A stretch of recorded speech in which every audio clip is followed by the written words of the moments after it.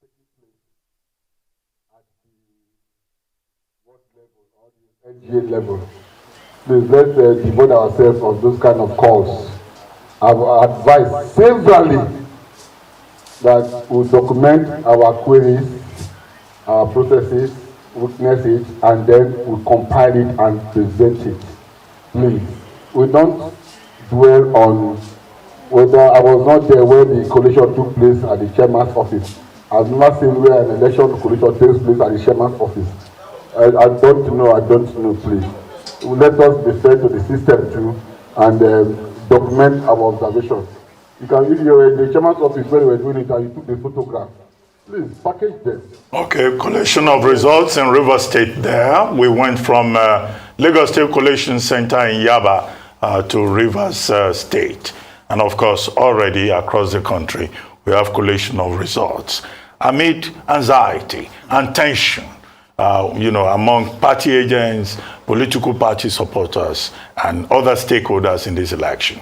But before we went to Lagos and Rivers, I asked you the question, gentlemen, about the credibility of this entire process. How would the country go through a process of healing and reconciliation, considering, the level of division within the country, not just in Rivers, also in Delta, also in Kano State, in Taraba, in Niger, just across the country. It's only in a few states that you could say, okay, voting was peaceful. The various international observers, local observers too, from Yaga Africa to TAR Africa, focusing on persons with disabilities, to Center for Democracy and Development, they've all more or less reported, okay, early arrival of voting materials, so maybe one lesson was learned in that regard. But in terms of actual performance, the big issue is about credibility. Let me start with you again, Kunu. I'd like to take a very quick walk to Switzerland, where we've got about 5 ethnicities, let me put it that way, from the Germans to the Austrians to the Italians and other minority groups. And according to contemporary political history of Europe, they have always had rotational political leadership amongst them. Regarding that conscious reality of their respective units, they feel that to have sanity in the system, they need to give every of the ethnic sides equal opportunity. Dr. Benabati, Section 10 of the Constitution tells us that there shall not be state religion. Why do we have Sharia in the first place? Why are some states in this country expressly saying that they are practicing Sharia in a secular system? You see, these aberrations trickle down to the nooks and crannies of our everyday life. Except that the Sharia is also a creation of the Constitution. I agree with you. They say it relates only to personal orthodoxy. But it's the abuse of that provision. But look, I think that Nigerians, particularly lay persons, have been scammed by that singular line without these particular extras on it. That is why in the Constitution we always have subsections to create better understanding or comprehension of portions. But Section 10 just has a line. While I know that it is a creation of the Constitution, the reality is for some of us we understand these dimensions, but for the greater part of the population we do not. I'm saying here that when we see emanations of that kind at the respective locations we find it, I think it's a subtraction from the believability expected of people to become patriots and of course have a hand in the development of their country. Let's not also shy away from this reality. We are still divided, realistically speaking, across our ethnic lines. If you check some of the, for instance, after the disbandment, as it were, of Yugoslavia, tell me why Croatia is still not up to 5 million and it's a country. Why is it that democratic templates that work in different parts of the world, we do not adopt it? The reason Yugoslavia was disbanded, where ethnic Serbians were destroyed, even not talking about Montenegro, Kosovo as we speak, is because these Europeans understand that the imbalance of political leadership will continue if we do not recognize the tiniest. Look at Malta, the smallest country in Europe. You have to ask yourself, why is Malta like that? Look at Vatican City, a country within a country. I have to say here that we need to deploy a lot of wisdom in the configuration of Nigeria to understand that for instance, we're talking about the Yoruba people. They are about 60 million in different locations of the world, of course, predominantly here. I'm saying that if we are able to understand that there is imbalance around us, and we deal with the constitutional provisions that give certain allocations that is superior, then a level of believability will be in the system. But if you carry that sentiment of lopsided policies against and for, all of these things trickle into the elections that make them not even believe in the process. Let's look at the Lagos template, for instance, and things that have happened in the past few weeks.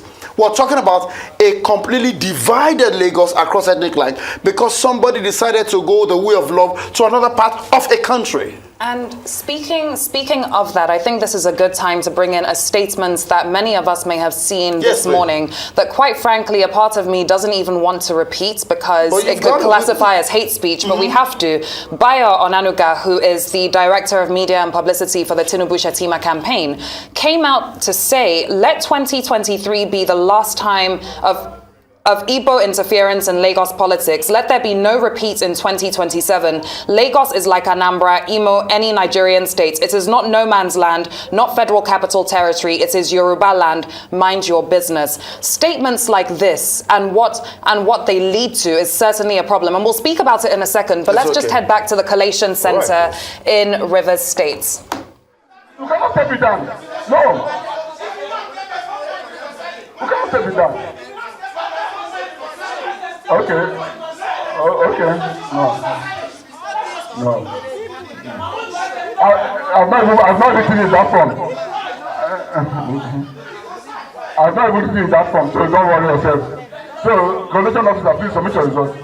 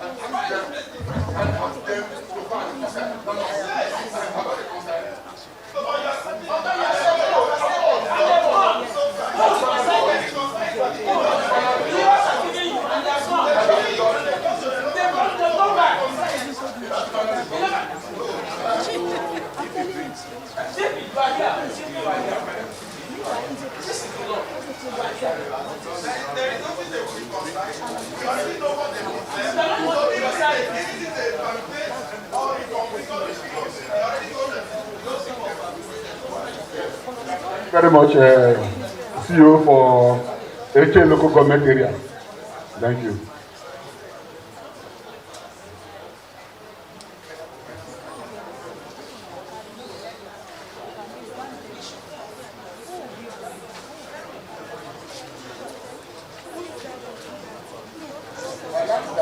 Kana local government area is here. Kana local government area. We are come with your you.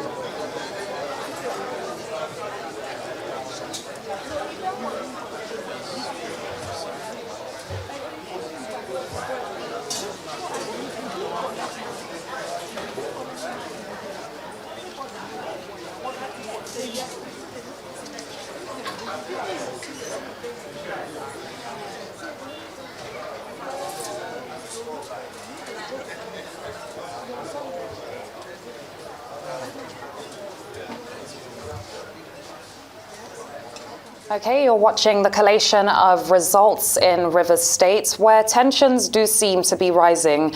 But let's bring this conversation back into the studio. You know, before we switched over to Rivers, I mentioned certain people coming out with statements that can trigger even more violence. What are your thoughts on that statements that we heard, that we saw from Bayo Onanuga? And Ayodele, I'd like to get your opinion on that statement too, as you also mentioned how disappointed you are in the ethnic tensions that we've seen. Let me say that there's a psychology of media communication. And it's a disservice to such exalted position when you have people at that level who are mentors to millions, and they are also teachers to many do that. I have been the presidential spokesperson to a presidential candidate in this country, and I know the weight of that responsibility, especially when I find myself in public spaces and I have to communicate with people. When people talk about being gracious in victory, that should be an exemplary position, or a particular opportunity for him to actually show example as somebody who's gracious in victory. But that's a subtraction for what we expect. And I think that he has to apologize to people, particularly understanding that Lagos is quite frankly a potpourri of the entire country. The cosmopolitan nature of Lagos should not allow such comments. Don't forget that we've not come above or concluded the issue of the ethnic issue that is still rife everywhere. And one would have expected that the man cautions himself. And I know that my friend here also has some opinion on that. I really feel.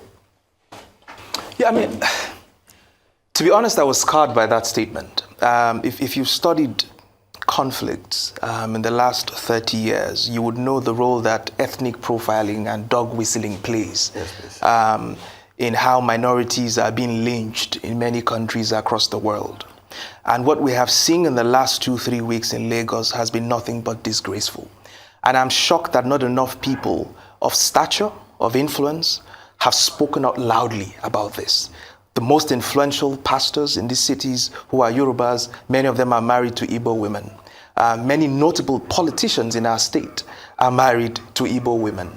Now, the idea that people can profile a set of people because of their political choices, whereas there's not even any evidence that all of them are voting in one direction, or that a particular political party is supported by people from just one particular ethnic group. People that they said looked I mean, Igbo. Yes, it's unbelievable what we've seen in the last few days. And I take this very, very personally, because if we don't nip this in the bud, if we do not nip this in the bud, it's going to snowball into a crisis that we might not be able to manage in our country. As we speak today, there are houses in Lagos State where when you sign a tenancy agreement, there are chances that the agent will call you back and say the landlord does not want to accept Igbos in this same Lagos State. So these are issues that we must tackle very, very head on, except we do not want to continue to live or enjoy the kind of harmony that we've enjoyed for a long time in Lagos. And we should not allow politicians, because this is the game by the political class in Lagos. Because there are Igbos in Oyo State, like I just mentioned, and nobody was dog whistling Igbos in Oyo State. Nobody has been dog whistling Igbos in anywhere else, but a certain political elite in a state, because they are clutching on straws. The candidates were on your TV station severally. They said they have performed excellently. They said they are popular in Lagos. Then go in and win your elections without profiling any people from any part of the country. Well, I think that's part of the problem. You know, ethnic baiting is an issue. It's really an and issue. in Lagos, it was a major problem yesterday. There are many other issues with regard to Lagos, which I think we'll probably get to. But the example of Yugoslavia is so far away. Yes, please. I mean, Joseph Tito cobbled those countries together artificially. Yes, please. And without Tito, the country was bound to go apart. But the major issue in Nigeria here is justice. And the question I keep posing, which I don't think most of you have answered, is the credibility of this entire process and the implications of that for post-election relations. Now, in Lagos State, how would Igbos now look at Yorubas in the same Lagos? How are they supposed to feel? That's even if the entire process yesterday was rigged against Igbos? There were Yorubas that were beaten up because they looked like Igbos. Yeah. Sisi Yemi was not allowed to vote. Sisi Yemi is a Yemisi. Yemisi Odusonya. Yes. I think that's her name. Yes. They said, no, you look like Igbo. You can't vote here. And it dealt with Waje. They changed their polling station, took it to a rural area. She went there, they were beating up people using their phones. In Kano, we had probably a similar situation. In Rivers, in Ahoda, in Emoa, we had a similar situation. So how credible is the entire process? In the first place, from a scale of 1 to 10, when people are part of a process, for instance, and the majority of those whose comments have been sampled come out to say we are comfortable with the way things went, I think that guarantees credibility. Nobody expects, the last elections in the US had about 93 or 97% credibility with regard to how people felt the elections went. And I'm saying here that with all of the things emanating, particularly live reports seen, on your platform, especially with the harassment and the manhandling of a media professional who really has constitutional rights to do his job, that also is a subtraction from this reality. There was something my friend here said earlier. He talked about how we need to shift focus perhaps away from INEC to maybe some other people that participated in the election. The Electoral Act and the regulations for this election gives INEC that singular position of instructing the police where their services are needed and how they need to carry out that responsibility. And that's another debate. That's another debate entirely. But maybe later on. Thank you very much. So I thought that it is also key for us to look at the person who is the leadership of it. Now, don't forget, we had begun this conversation at some point, maybe the previous segment, with how the financial issue of Emefiele cost us this and how they have left Emefiele to hang in the sun. I'm saying here that the person who is at the center of directing, the person who is at the center of allocating should take the responsibility, because that is what has been reposed in you according to constitutional positions. So talking about the credibility of this election, I think that we cannot right now completely say it is entirely not credible until we see, a pool of feedbacks from respective states, because we're talking about 28. If we have like Lagos, like Rivers, like Kano, like Benue, don't forget that it's not even up to half. And if we want to go mathematical, for instance, it only makes logical sense for us to say, on a scale of 1 to 10, or how many out of the 28 states did you have that? Maybe we could do a subcategorization of that analysis to say that, okay, maybe within Lagos is not entirely credible, but if we look at the pool of this election, can we truly say the entire thing is not credible? Because in some other places, we didn't record as much infractions as this. Then the second part of Dr. Albert's question, what is the implication of this going forward? 2027 is just around the corner. And whatever it is that has happened now will definitely go into the elections coming with regard to people believing in the process of a country that should guarantee their rights and privileges protected. That is one. Then at the same time, what is going to happen to the supposed unity of the country that is right now very fragile? Because we oftentimes don't want to look at that. It is a people who dwell in unity that go together to fight anything that opposes them, because the electorate is obviously more in number. So the implications are much more than we can count. And until we, the electorate, we in the media, as well as those who are seeking elective positions, are able to put these things on the table and itemize and look at specifics that could be done, I think it's going to be deja vu. That's a fact of the matter here. And I think that's the fear that many people have, the fact that it's a 4-year cycle and you think, okay, it's going to get better by the next, but things just continue to happen. Well, I'll come to you in a second, Ayodele. Mr. Kunu, I'd like to thank you, because I understand that you'll be leaving us in just a moment. Thank you very much. I appreciate the privilege of being here. Thank you for joining us today. Gratitude to everybody. But let's now pause to bring into the conversation Hamzat Lawal, an anti-corruption activist and the founder of Follow the Money, a social accountability initiative, and also the founder and chief executive of Connected Development. Welcome and thank you for joining us on the program today. Let's start off by getting your assessment on the election process that we've seen this weekend. Well, thank you so much for having me. First, let me start by even giving a perspective of my own experience. So on Friday, what I did was I left on Thursday. I went to Nasarawa State, I went to Kaduna, I went to Benue State, I went to Plateau State, and then I entered Niger State, and I ended up in Kogi State, where I slept. The next morning, I went to my polling unit under my ward, Opokoro Denko ward, at 8 a.m.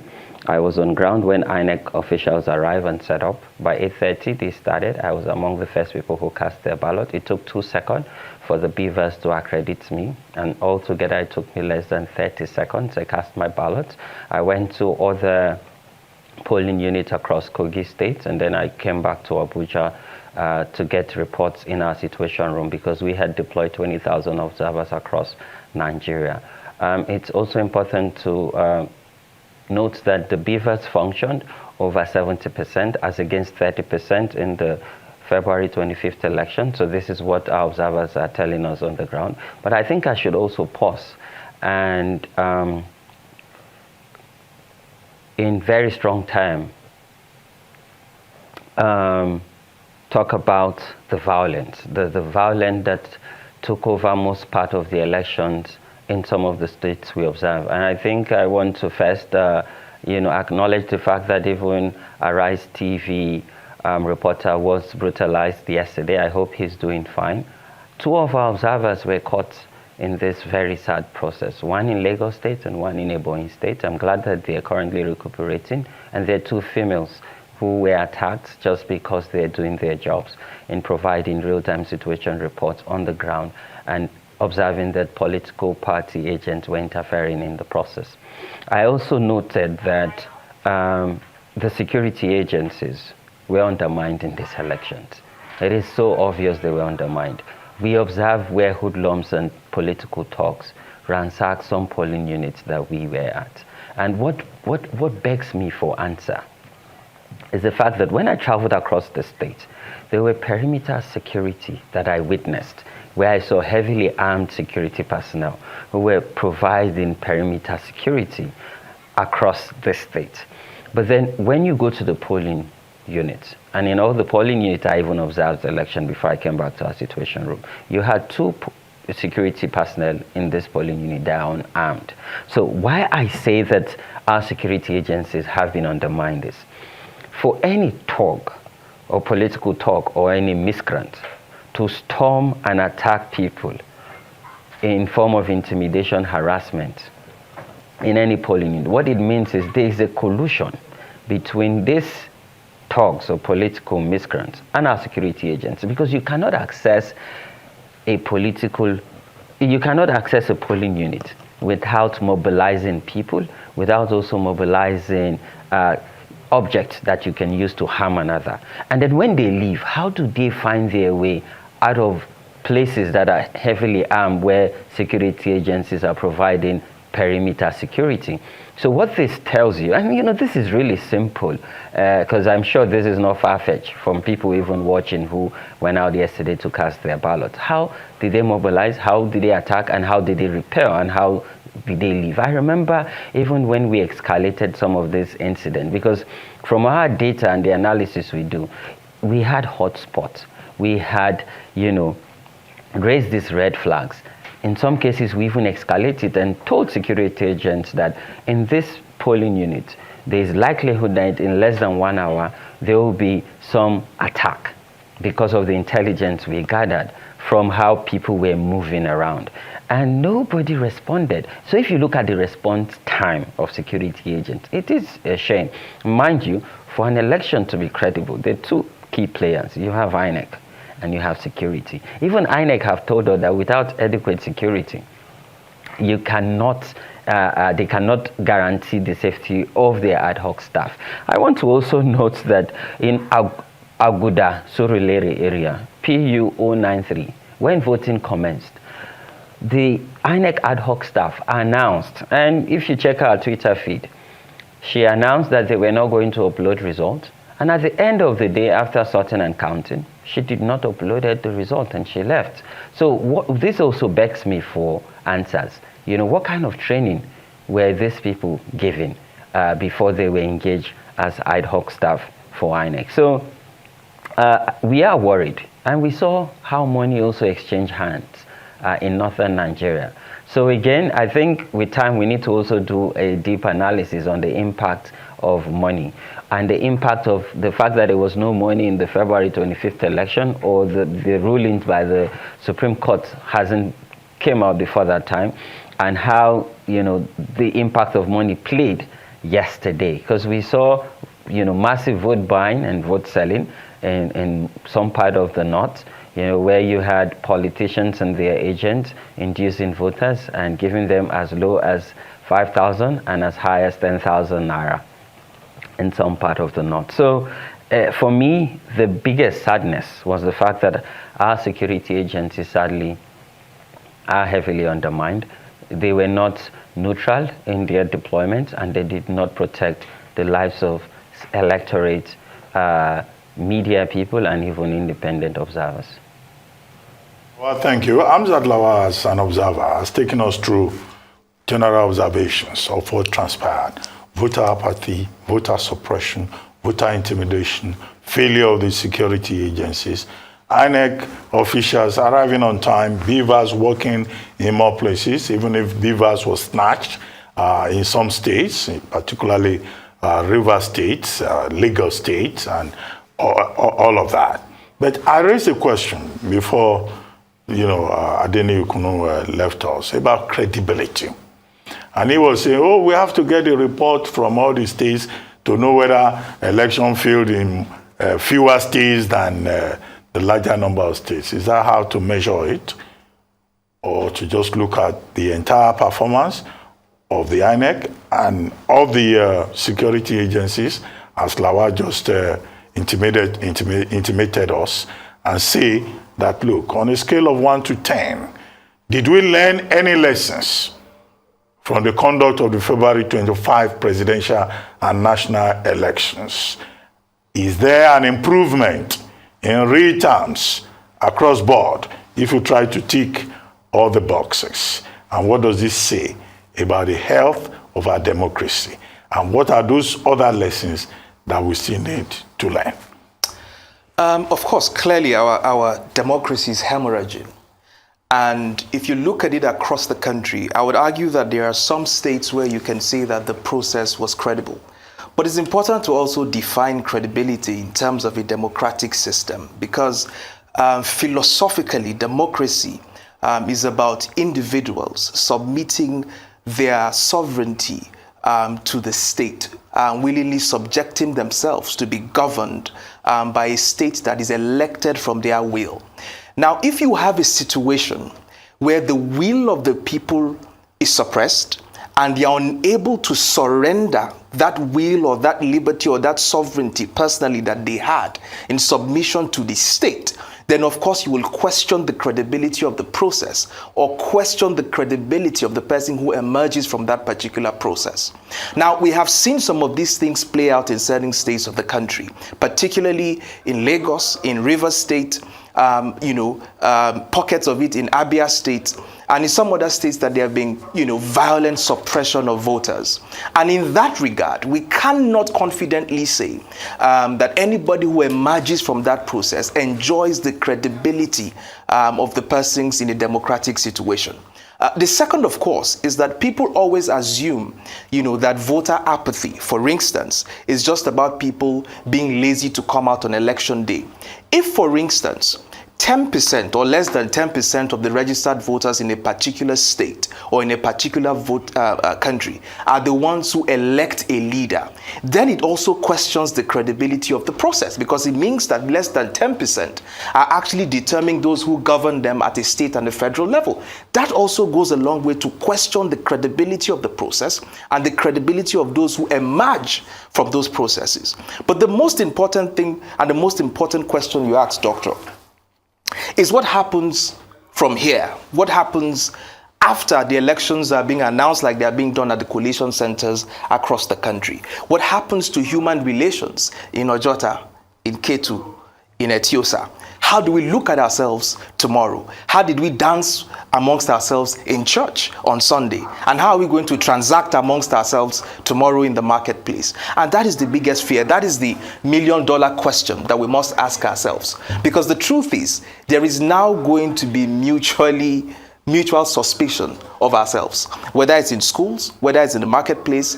We're now going to begin to see a situation, except something radical happens, where people will be prejudiced in how they employ people, in how they promote people, in who they do business with, in who they give contracts to. Because I'm not sure that if I'm on the receiving end of what happened in Lagos tomorrow, I am actually going to trust the Coyote 100%. I am not sure that if I'm a titled man from a certain part of the country, I'd willingly give my daughter out in marriage to people who would treat me like this when I'm trying only simply to exercise my franchise. This ethnic hate and all that doesn't go as far as the other room. No, don't stretch it that far. So when it gets to the other room, it's all over. We don't play ethnic politics when it comes to bedroom matters. That I can argue. Well, let's now take you to Rivers State, where collation of results is underway. Arise correspondent Andy Omana has been covering proceedings in that part of the country. Andy, thanks for joining us. Can you bring us up to speed with the situation on the ground? The last that we saw in the collation centre, there looked to be tension. What's going on? Okay, thank you so much, Leila. This is the INEC office on Aba Road, Port Harcourt. The collation of the governorship results is ongoing, but a break has just been taken to reconvene at 4 o'clock. So far, so good. 9 results from 9 local government areas have been announced. In Rivers State, you have 23 local government areas. 9 already have been announced.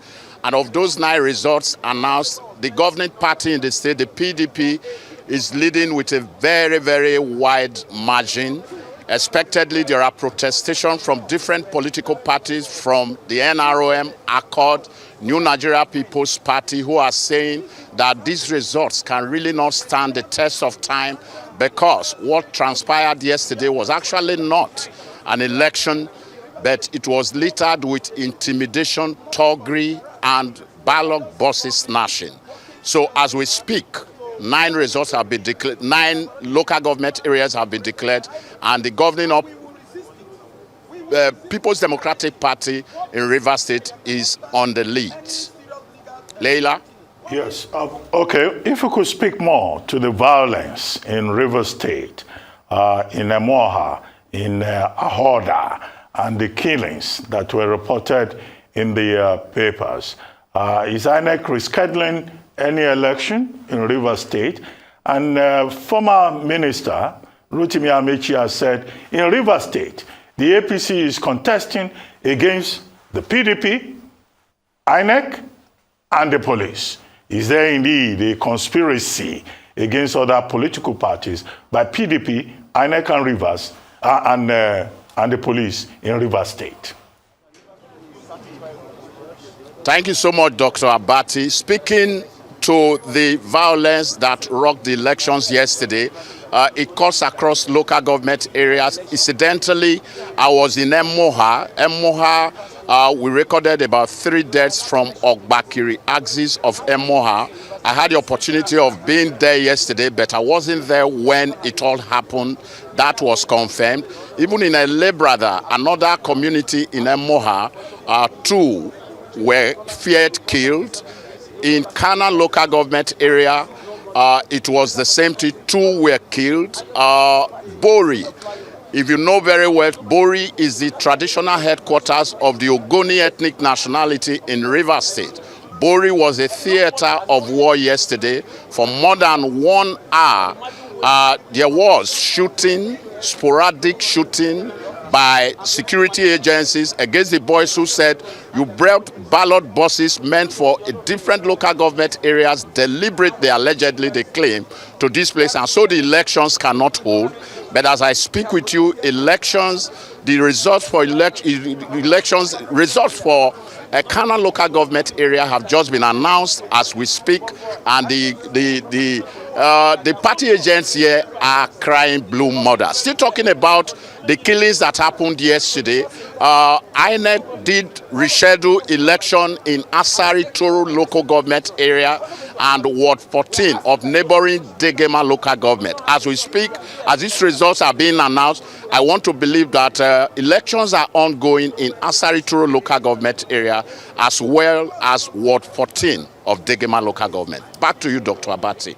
Well, firstly, I'd like to actually say rest in peace to all who have lost their lives during this process. It should never be a case of leading to the death of innocent civilians. So firstly, rest in peace to all who have lost their lives over the weekend. Are there any party agents around you that you can speak to with regards to this process right now?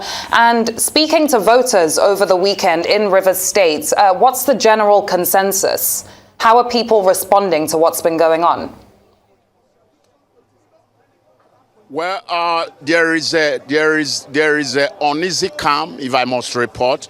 People are just reserved. They are watching to see what would be the outcome of the elections later. But even with what has happened so far, we don't want to jump into conclusion yet. Maybe there's going to be a miracle when the rest local government results from the rest local government areas are announced. But as I told you before now, PDP is leading. I do have some party agents here of the Social Democratic Party. Let me bring him on. Let me bring him on to give his perspective, because he's one of the party agents who have vehemently contested the results that have been declared here so far, so good. The Labour Party, the Social Democratic Party returning officer, as it were. Hello, good day, sir. Yes, good afternoon. May you want to introduce your name? That is your camera. I am Honorable Moses Salvation, the state coalition agent of the Social Democratic Party. Yes, you heard him.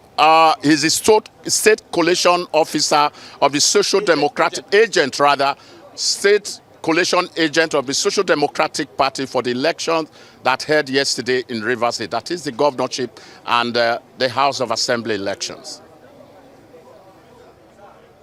Well, if we may just ask him. Okay. All right. Please, would you want to tell us why you were protesting so vehemently during the announcement of the results?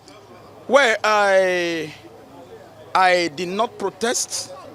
I only read out facts of what transpired yesterday. And it is known to every Rivers man that what transpired yesterday was not an election, but was an attempt to select a candidate that is already being decorated by INEC and the Nigeria police. We are telling Nigerians and saying to Nigerians that will not stand. First, in all the elections and all the results that have been declared so far, none of the figure tallied with what is on INEC portal. All the total number of accredited voters that has been read out is not in consonant with what is on INEC portal. And that alone shows that the figures was fictitious, was fabricated by PDP.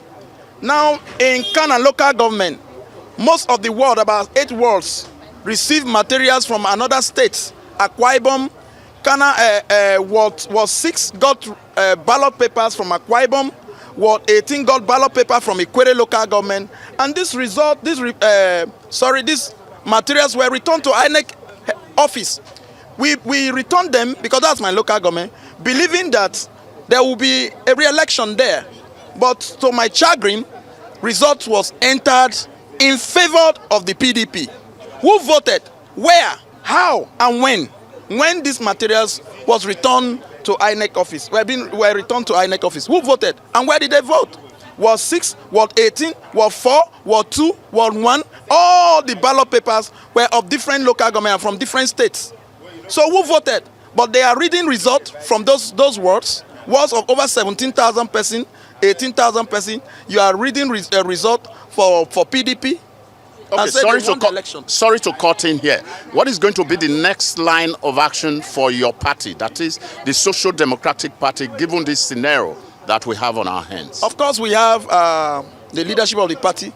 We look into all of this injustice, because when injustice is when equal is treated unequally, and when unequal is treated equally. Okay, so thank you so much. We'll be hearing much from you. Over back to Lagos. That's the much we can give you for now. But like I mentioned in my opening remark, by 4 o'clock, collation in INEC Center here will recommence. Back to you, Leila and Dr. Abati. Well, thank you very much, Andy Omano. We'll be back to you again around 4 o'clock. But for now, let's go back to Amzat Lawal in Abuja. Amzat, if you are with us. Hello, Hamzat Lawal. Yes, I'm with you, Ruben Abati. Simple question.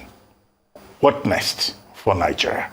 What lessons do you think we can take from all that has transpired so far from this entire process? With the winning party saying anybody that is aggrieved should go to court. Let the courts decide. Okay, is this an election or a judiciary, matter that will be resolved at the courts, with the winners saying, go to court, as if they have an idea of what will happen at the courts? What next? Well, I would advise for citizens and the aggrieved party not to take laws into their hands. We must adhere to the rule of law. But it is sad and it's a shame that the rule of law did not prevail during this electoral process. It was more like placeholders. We're representing the political class during this process. But we must and cannot take laws into our hands. What are the lessons? The 2022 Act, what we have seen is there are gaps. We need to strengthen this Act better when the 10th National Assembly is constituted. But also we need to look at INEC as an institution. Are they independent like their name is? And how do we get the chairman of INEC and the various resident electoral commissioners, how did they get elected, and both the national commissioners? I think we need to critically review how they get appointed into those offices and how they must remain neutral in the face of any form of inducement, intimidation, or interferences. And our security agencies, because you see, we're a society that is dealing with trust deficits. And it is really sad, again, that now is springboarding into ethnic, religion, and regional sentiment. This is not good for our country. See, Ruben and my sister, this would eat up and burn each and every one of us if it continues this way. So it must stop, and we must roll back all of this negative sentiment. With our security agencies, how can we also make sure that they are actually loyal to the country and people, not to politicians? Politicians would come and go, but this institution would remain. How can we ensure that they are independent, they remain neutral in the face of every election? And to the electorate, see, when you look at the February 25th turnout, some people have pegged it at 27%. When you look at the turnout from yesterday's election, the numbers are not out yet, but it was a terrible turnout. A lot of people did not turn out. And when you look at what preceded yesterday's election, they were inciting statements by the political class. We had expected that the security agencies would respond. But what we saw was not a strong statement, was not an indication that anything was going to happen.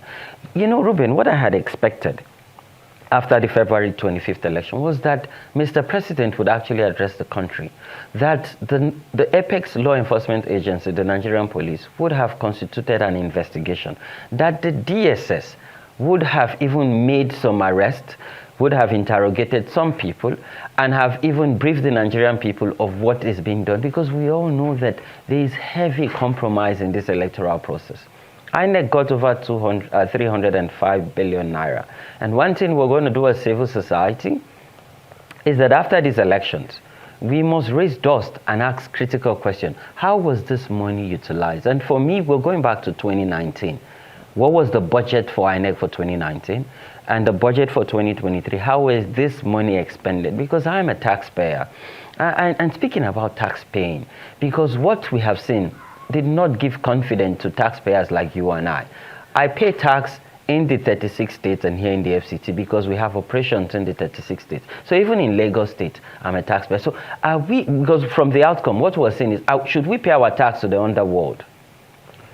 And because right now what it seems like is the underworld, which is organized crime, that can guarantee our safety and security. Is that what the government wants us to do? And Ruben, you talk about credibility.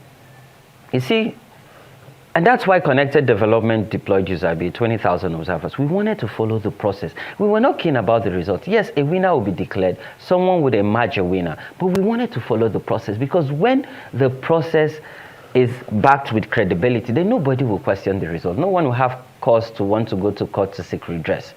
But what we have seen is both INEC, who had set a standard with the 2022 Electoral Act, with their 2023 election guideline, they did not even meet the standard they set for the February 25th elections. When you also look at even the standard for international elections observation, because we have observed election in the United States, we've observed election in Kenya, we've taken lessons from this country. When you look at the benchmark for elections, the country as a whole did not meet it. So there will be a question mark around it, credibility. It will be there, because if you have an election that was marred with violence, do you think if you emerged, you're going to be accepted? Because there will be a lot of work for the people who are currently elected to do. You do a whole lot of work, because for every policy, for every program you're going to roll out, without the support of the people, you would not succeed. So again, I think as a people also, we need to look at our values, because what we are experiencing with the breakdown of law and order is the fact that we've all lost our values. And Mr. President should bury his head in shame.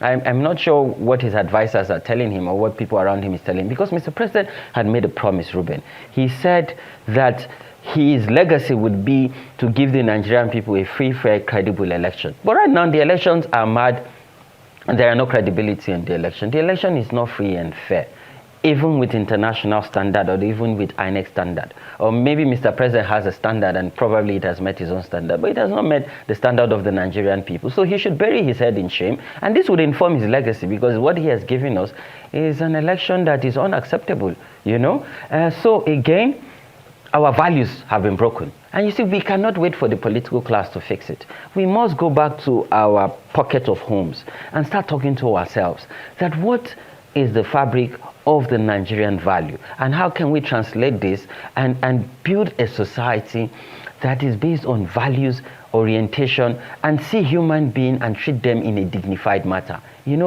All of us have blood running in our veins, and we should treat people because they're humans, not because of where they're from or what class they belong to in the society. But Mr. President, bury your head in shame. This is a total disaster. Hamzat Lawal, we would like to thank you for joining us on the program today. Many thanks for your comments. Let's bring this conversation back into the studio. Before we went over to Hamzat, we were in Rivers speaking to our correspondent who spoke to an SDP party agent that mentioned that the results that are being uploaded on the IREV system are not the same results as what is being called out in the Collation Center. Do you have any comments on that? Well, I'm not surprised, because in several states, people were already pointing to the fact that in certain states, there were already results being uploaded at 7:30 a.m. in the morning on INEX portal, on the IREV portal. And people were wondering what results were being uploaded on the portal, as at that time of the day when elections hadn't even begun, not to talk of results being counted. So these are some of the issues. I find that there is so much hurry to announce a winner with very little emphasis placed on the credibility of the process. And the body language I see is that as long as we've announced the winner, you can go to court, and challenge the process. But at the very meantime, there's somebody that's going to be running, government. And I find that a very defeatist approach in a democratic process, because the credibility of the process is even more important than the person who emerges from that particular process. Because without legitimacy, you cannot govern effectively. Without legitimacy, you cannot govern effectively. So the hurry, I'm just like you saw in River State. The man just simply wants to announce results and let everybody go their way. Whereas there are issues being raised at every point, that results do not match with what is on the IREV portal, that there were places elections did not hold, there were places that violence scattered the entire process, yet somebody is just bent on simply announcing results, and so that all of you can go to court, because they know that you're not going to get any reasonable justice easily once you approach the court. So it's a shame for me to behold, and I just hope that INEC has to raise the standard, and perhaps we may have to legislate on it, as to what constitutes the legitimacy of a process in every polling unit. To say that how do we determine that there's voter intimidation in a particular polling unit? How do we determine the level of violence to determine whether or not an election should be redone or cancelled in a particular polling unit? Perhaps we may have to clearly articulate this in law so that we can have a situation where people can actually seek better redress. Not a situation where people are chased with sticks and cutlasses, they run back to their houses, and then other people come to vote, and you say that the process is credible. It makes absolutely no sense. So because of our peculiarities, we may have to detail all of these things line by line in the law for us to have some sanity in our electoral process. Well, Ayodele Adio, thank you very much for joining us. At this point, we take a short break. When we return, Nigeria Decides 2023 continues with more detailed coverage here on the Arise News channel. Stay with us. We'll be right back.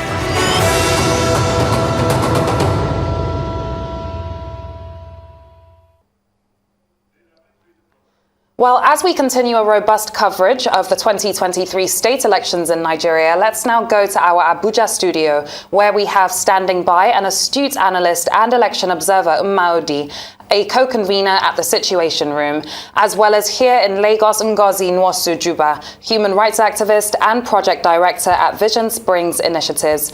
It's a pleasure to have you both joining us on the program today. Thank you very much. Well, before we start the conversation, I would like to start with you, Ngozi. You are here with us in Lagos. You are Igbo, right? Yes, from the name, Ngozi Nwosu is an Igbo name. Are you aware that Bayo Ononuga, spokesperson of the APC, on Twitter this morning, said Igbos should stop interfering in Lagos politics and should not comment on what has happened in Lagos. That Lagos is not a no man's land, and what happens in Lagos is not your business, and that you should please mind your business. So that's the warning that the APC spokesperson has put out there. So maybe you'll be guided by that, so that since you live in Lagos, if you want to comment, you have been warned to mind your business as an able person. But what do you say to that? Do you want to mind your business, or you just want to comment generally? We'll start with you. Thank you very much. I can't mind my business. I'm a Nigerian. You know, I read it this morning. I read it. I felt ashamed for him. I am a proud Nigerian, married to a Yoruba man from Ondo State. I've been worried in the last couple of weeks, reading what's going on social media, knowing that I am not interested in politics. I'm in my 50s. I'm actually not interested. Have never been, because of all the shenanigans that they do. But I have a daughter who is Oreoluwa Amarachi Juba. I fear for her. Yeah? I fear for other young Nigerians who are contributing to the economy of Lagos State. I fear for young women who would aspire, to make a change, and an individual is speaking to shut them down. Almost like we don't have a constitution. I was saying to my colleagues when I was leaving home, I said to myself, and I have been saying it at events like this, I really do not blame anyone. We are in a leadership where no one really cares. No matter how many people die, we just hear the figures. You don't hear a word from the person who is the president of Nigeria. No comment. It's almost like everything is normal. We were going into elections, there was no money, women didn't have money, we didn't have food. No one came to address us and say, this is why we are having this draconian event at this time in our lives. And so it goes on like that. It's almost like nobody really cares. And I've been saying to people, one of the biggest mistakes we've made as a nation is to allow military people transform into democratic people. It doesn't just work. These are people who move from decrees, and then you are bringing them into politics, So they treat everyone like servants, the people, because in the military, they have the term where they say, obey before complain. And so this is the attitude they bring to leadership. And so under this kind of leadership, I don't think much will work.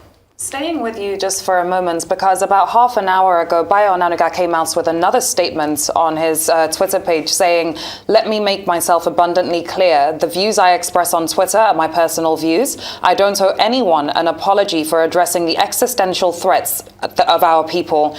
I am, after all, first of all, a Yoruba before being a Nigerian. This mindset of being, first of all, from your ethnic tribe before being a Nigerian, does it give you any fears? I think that he's gotten it wrong. He's first a human being before he's Yoruba, and then before he's a Nigerian. I think that people at his position should never make comments such as this. Because if a tout did that, then we would say this is a tout. But if someone who has a position speaks like this, it actually signals danger. And it's not the only one. There has been loads of comments from people who we should respect. Unfortunately, they are not living up to who they should be. Okay, let's bring in Maudi. You're there, but the point you're making, well, let us all just remember Rwanda, because this was how Rwanda started. Absolutely. With ethnic baiting, ethnic profiling, ethnic hate. We don't need that in Nigeria. But Maudi, co-convener at the Nigerian Civil Society Situation Room. Thank you for joining us. Well, during the presidential... My name is Maudi. During the presidential... My name is... During the presidential and National Assembly elections on February 25 and later February 26, you were with us on this same program, Nigeriadecides 2023. 2 weeks later, March 18, gubernatorial elections, House of Assembly elections. Do you think that between February 25 and now, there has been an improvement, that lessons have been learned, and that would you like to give the various stakeholders involved a pat on the back for a job well done? What do you think? Okay, thank you for having me. My name is Maudi, the General Secretary of Alliance for Credible Elections. I'm not the co-convener of Nigerian Civil Society Situation Room. Alliance for Credible Election is a member of Nigerian Civil Society Situation Room, but I'm not their co-convener, and I do not hold any leadership position there. Okay, coming to the question you asked, where we are coming from and what has changed. I can just summarize it in 2 words. Those who are saying INEC has improved are the beneficiaries of the faulty process, and those who are saying INEC didn't improve are those Rotimi Amechi describes as those who are contesting election with INEC. Okay, what happened yesterday? We saw improvement in the deployment of INEC personnel and the materials, but also we saw another dangerous dimension when INEC people decided to relocate some polling units by their own power. Like in Port Harcourt, INEC personnel came and decided to, immediately she came, they decided to go and charge the beavers they have not used in somebody's house, and now automatically decided to relocate the polling units from where it's supposed to be located to somebody's house in Rivers.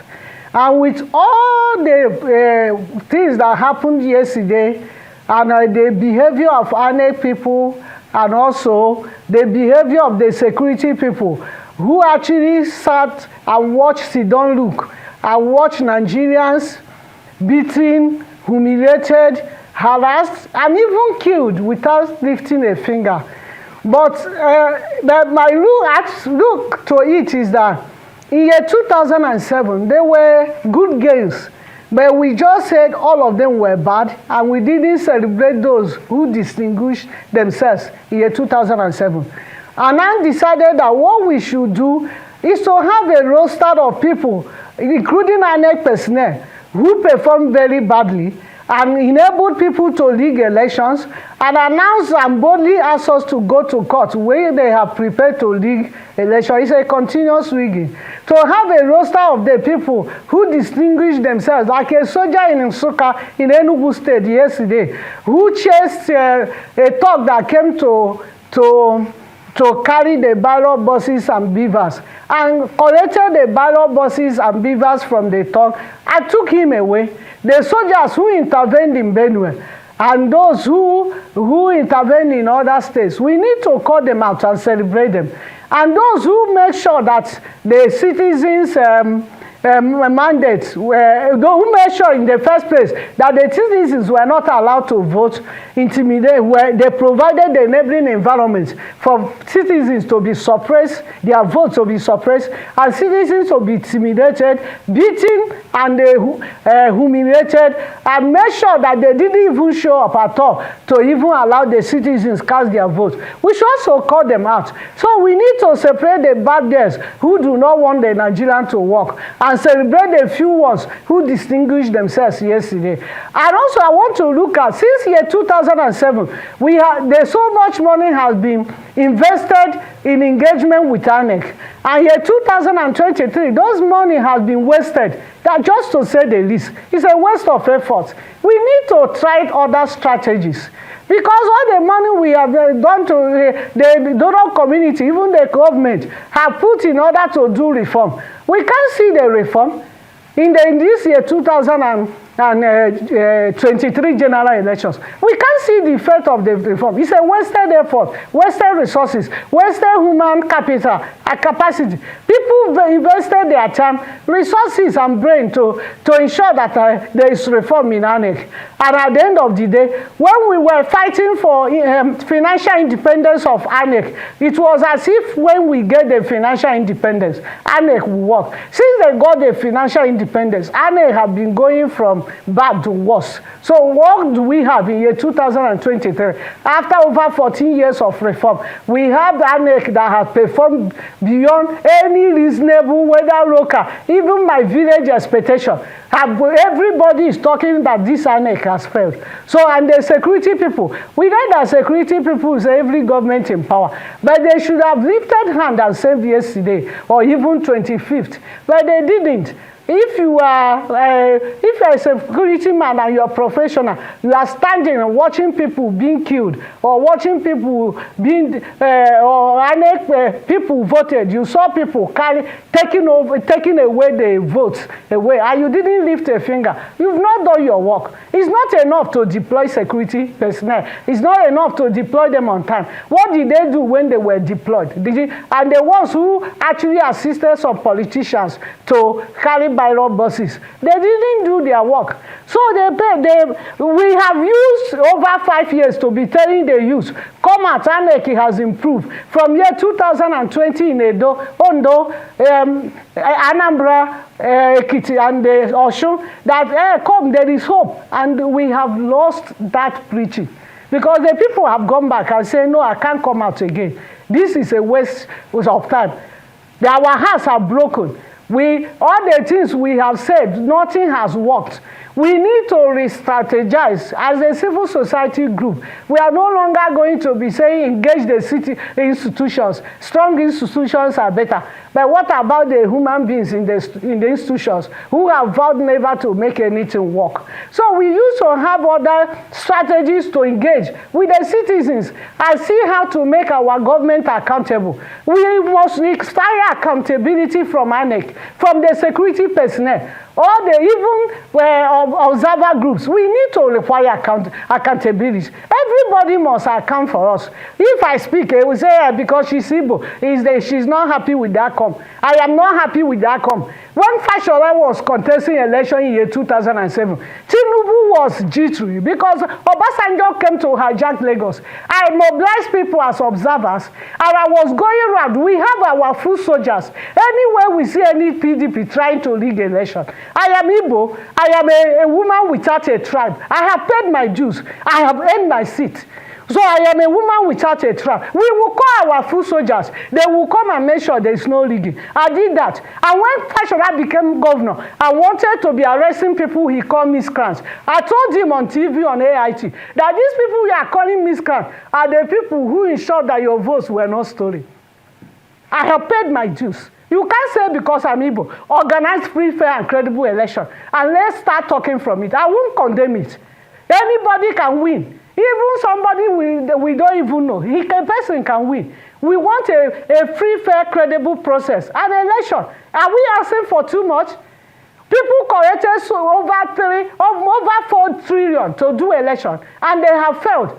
They should actually be sacked. We have to have a law that if you fail to deliver free, fair, credible election, you should be sacked. Because we know that Nigerians don't resign. Even when they destroy everything, they don't resign. We need to have a law that says if you do not do the right thing, Nigeria should come and sack you. It's not enough for us to be talking. We either have a Nigeria we can call our own, or we don't have any. It is time for us to start saying, it's not enough to say, this man, I know when we didn't allow him to be appointed because we know the people he worked for. You didn't tell us that before. If you had told us, we would have worked towards it. Now they hire all kinds of characters in INEC, and all of what they have come to do corruption and destroy the only thing we have to call our own, Nigeria. It's only Nigeria we have. We have bad governance. We have killings all over. This country has been saturated with the blood of Nigerians, especially for the past 8 years. We have hunger and starvation. We don't have anything to call our own except this country. And people are destroying the country and say, I am Igbo, I am a Yoruba. They are making us. They are not Igbo. They are not Yoruba. They are actually enjoying the small money, corrupt money they are eating. They don't have any tribe. Anybody saying, I am Igbo, go to your country, go to your side. When Chimumadi moved and fight for June 12th, I didn't see them in the streets. I was there.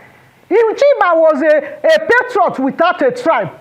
When Orisa Agbakoba was beaten like a common criminal in March of 1998, I didn't see Bayo. I didn't see them. When Femi Falanos, the great Nigerians without tribe, when he was put in prison, I didn't see Bayo. I didn't see him. We were going to do Women in Nigeria meeting in Katsina, 1994. Femi Falana was in prison. The wife was the secretary of Women in Nigeria, Lagos branch. She drove from her house in Ikeja to my office, Nigeria Union of Journalists, number 2 Elikmo Close, Ikeja, to tell me, Ma, I have written the report you must read in Katsina. Please, I can't leave the children. You know Femi is in prison already. And you must go there, Ma. We must make our northern brothers and sisters to join in this fight for June 12 actualization. That is the commitment. That is the commitment. Then these people say, go to your country. Don't go to your country. This belongs to us. They are the enemies of Nigeria. Ruben, you will tell me to say people are not the enemies. They are the enemies of Nigeria. They are. It's because of what they are eating now. If the food is removed from their mouth, they will start talking like you and I. It's just the food. Food is ready, comrade. Their food is ready. They have nothing to contribute. They want to destroy this country. And they are the first that will jump to Ghana or Cotonou or Benin Republic. We don't want them to discard the country. We want to tell them the truth. You are the enemy of Nigeria. Allow this country to be rebuilt. We need to rebuild this country.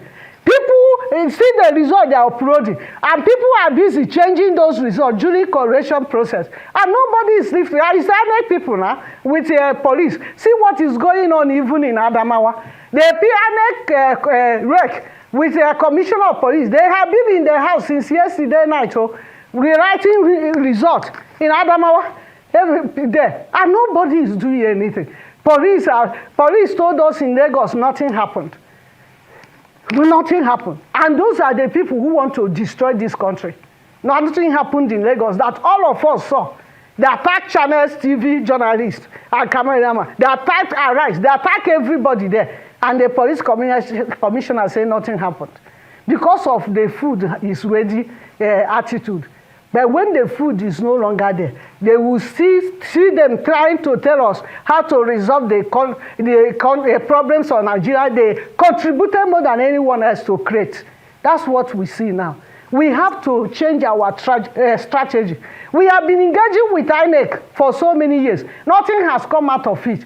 We have engaged with the police for so many years. Nothing has come out of it. We have to use the method we have been using with the military. We need also to go back and now say these ones have not worked. What can we do peacefully for it to work? We need to take back our country. INEC has failed us. Security people have failed us. Even some observers have failed us. We are you not in just sure a of the moment, court. ma'am. A court that can produce Supreme Court governor, candidates, senatorial candidates, can do anything. We don't have trust anyway. We need people, we need the citizens to come and say, let's all re-strategize and see how we can engage with different processes that will give us a country we have been hearing for. In my time, I have been protesting for decades, and I'm still protesting. And the country is getting worse every day. We need a change of strategy. Mrs. Maudi, we'll come back to you in just a second, ma'am. Let's bring this conversation back into the studio because you're here in Lagos. We heard the Commissioner of Police come out to say that there were pockets of violence, but the violence in Lagos was not widespread. What are your thoughts on that? And also the credibility of these elections that Mrs. Maudi has also been speaking on. What are your thoughts on the credibility of the elections that we have seen? Some people are of the opinion that elections need to be cancelled in certain states because of the level of electoral violence and voter disenfranchisement that we saw going on. What are your thoughts on all of this? I absolutely agree with Mma. She's actually said a lot. And, you know, I spoke about the top. I actually look at leadership. If the leadership fails, then everything fails. If we have a president who's actually interested in what's happening in Nigeria, we do not need to be having this conversation. They would be the one to call for the cancellation of elections in the places that we had so much violence. For instance, during the presidential elections, we saw what happened in Rivers State. It was so, at times I just shut my eyes. I refused to look at some of those things because they are disheartening, you know. And with all that happened yesterday, people were told not to come out. I remember being in a project last Saturday. We all went out through our sister organization called World C in Lagos. We had gone to the market to sensitize people and say, don't sell your vote. It's your power. It's your, you know. And then as we were going around, the women were saying to us, they said we shouldn't come out. So people should not even bother. We won't come out. You know, we are not coming out because they've already told us not to come out. Some were packing their things and saying, please, madam, don't tell me to come out. Some other people looked at our logo. We were working with MacArthur Foundation and Rapper. A woman saw the logo of Rapper, which was children and women. She said, oh, these are so party people, you know, we don't want them here and all kinds of things. And so I won't be surprised. This, as Mma has said, is a time for some people to cash out. Like our law enforcement persons, that's the time for them to cash out. They're already prepared. Okay, this election is going to happen. We are going to get our money. I remember last year having a training for police somewhere at Mushi, and I was saying to them, how can we reform police? How can we ensure that what is happening, you know, because every time you mention police, everyone says they are corrupt, you know. How do you change this tag on you? And then the woman called me aside, the policewoman called me aside and said, madam, you have to start from the top, you know. He said, because we went to monitor an election and then we were given 1 million, our boss was given 1 million naira. And do you know that when we came back to the office, our boss gave me 2,000 naira. And I'm like, what was the 1 million given to your boss for? He said, no, we went to monitor elections and then we left it there. The next day when I was coming back to that police station to continue the training, it was a 3-day training for police officers. On their parade ground, I was just going to the meeting hall. I heard their boss saying to them, if anybody comes back to this office with less than 30,000 naira, the person will hear. And so it's a racket that I don't even know where to start from. So do you understand? It's systemic. Nma has already spoken about INEC. What about the people we call professors who monitor elections, who contribute to changing figures? What do we say about them? What do we say about the cliche of go to court? Even a politician said to me in a group today when we were chatting, I said, we don't have any problem as long as it's a fair and free election. She said to me, go to court. Ngozi, go to court. I'm like, excuse me, did I hear you right? And she maintained it, you see. So we have, I don't know where we're going to start from, but we really, really have to start from the drawing board. A lot has gone wrong with us. And I keep saying that the leadership, it starts from the leadership. It starts from there. Quite correct. Maudi, let's come back to you. There is an aspect of this whole process that I thought is probably new. Maybe it's not quite new, but at least it came into the public domain. And, you know, let me start with Lagos. There's also the example from Oyo State. What you may call the spiritual side of the 2023 Nigerian elections. In Lagos, we saw some priests from Lagos going to do ritual at a certain spot. They call it Ojualale. That's supposed to be the center, the spiritual center of Lagos. And it was an anti-Igbo ritual. where they were saying it's Sanwo-Olu that must win. And they were slaughtering a he-goat and using kola nut and drinks and all of that. Then on election day, there was something they called Agon. Agon is a branch of the masquerade cult. On the streets of Lagos, specifically in Ikeja, at Omole Junior Secondary School, ritual offerings were placed at the entrance to the polling unit. In Oyo State, there was also in circulation the video of a Cherubim and Seraphim church, I think, I'm not sure, but a certain spiritual house where, there was a small ram that was to be sacrificed at the altar to make sure that the candidate of the APC won, Testim Folari. It looks like this is not just about thugs and touts and violence. This is also about heavy spirituality. How did we get to this point? That ancestors and masquerades and ritualists and altars have to be called to the rescue. Where does this leave the Nigerian people? And of what effect is that? Because this morning, some of the people who have been saying they are leading in the polls, I've seen videos of them going to church to pray to God, to thank God. So what exactly is going on?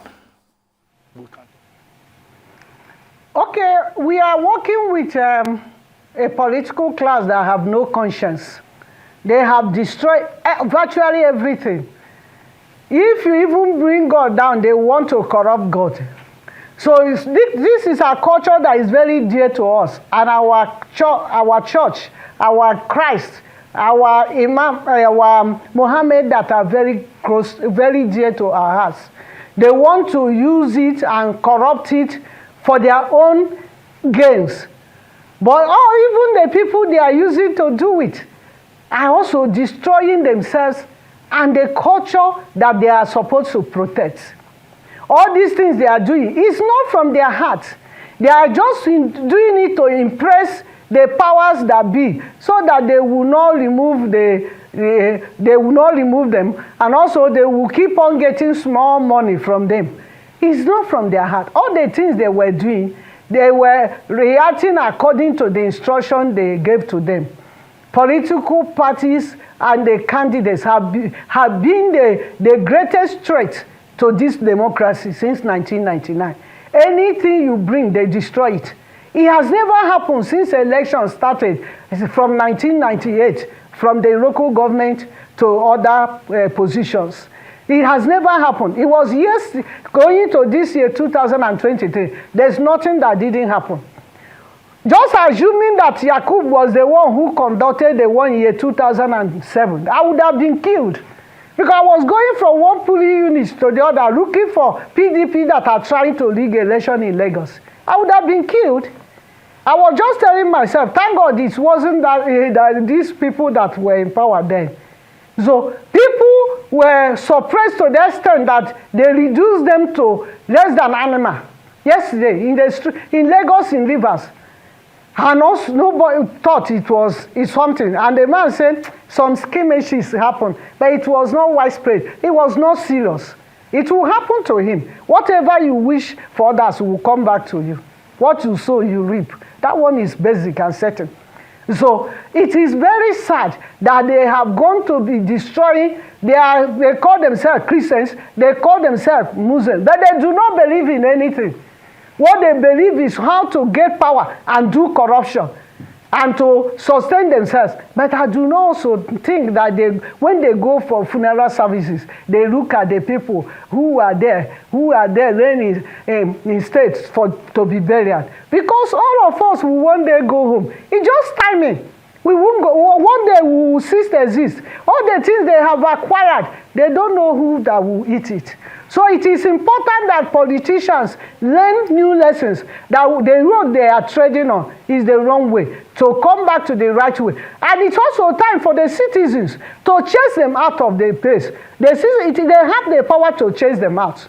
So the citizens will tell them, when they say enough is enough, they will know enough is enough. Even the donors will no longer come to tell us, this is what to do. You must engage INEC. You must engage police. Something they have engaged for over, this is 24 years of this democracy. And nothing is working. But they will still want, because that's what they want. They define what you engage. By the time the citizens take up and say, no, this is where we want to go. If they don't want to support, in the past we were doing it without any support. We need to change our strategy. By the time the citizens step, these people doing evil, but the food is ready people. They are less than 1%. It's just that the silence of the majority that have been burdening them. But when everybody is speaking from one village to the other, from one community to the other, from one town to the other, from one local government to the other, one state to the other, if Nigerians start speaking, they will run away to go and enjoy their roots, either in Germany or US or Japan or UK. So the citizens have to come out. Because these people do not have anybody's interest at heart. Look at Ebonyi State. Somebody was killed for nothing. Many people died going to this election in Ebonyi State. If an opposition political party candidate visit a traditional ruler, and the traditional ruler prays for the person in Ebonyi State, in the night, thugs will come and kill the traditional ruler. What is even happening in Imo State and Ebonyi is even a sorry state of what Nigeria has become. We need to change our strategy, because when we rise as citizens, when we cook for these politicians, they won't eat it. They won't finish the food. They have been cooking for us. It is time for us to cook for them, and they will not finish our food. We can no longer keep quiet, because if we keep quiet, we will lose this country. The only thing we have left, we must rise and speak, saying politicians no longer like that. We are no longer going to take it from, including those who have won the elections, and those who, whichever way, even with new parties, know that it's no longer business as usual. With those aspiring to come, and those who are going, and those who are inside, all of them are only interested to do corruption. That is why 24 years of independence, I'm sure Chimobani them, and Emezazu them, and Innocent Chukuma them, they will be turning in their grave. They will be asking God, is it this what we fought for?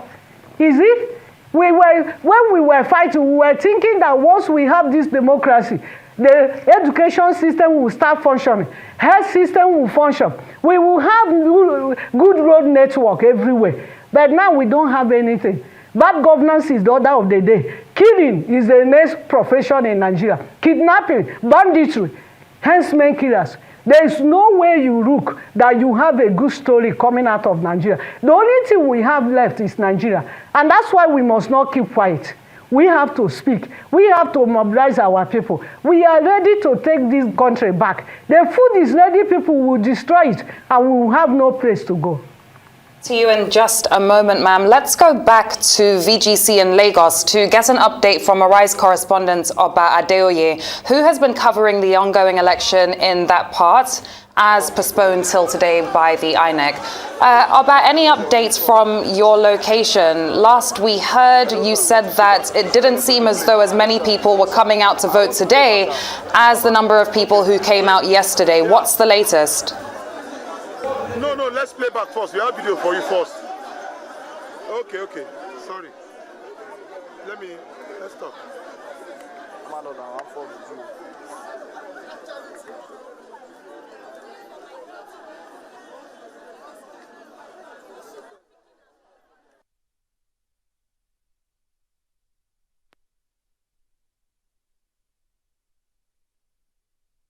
It's taking place in 10 polling units.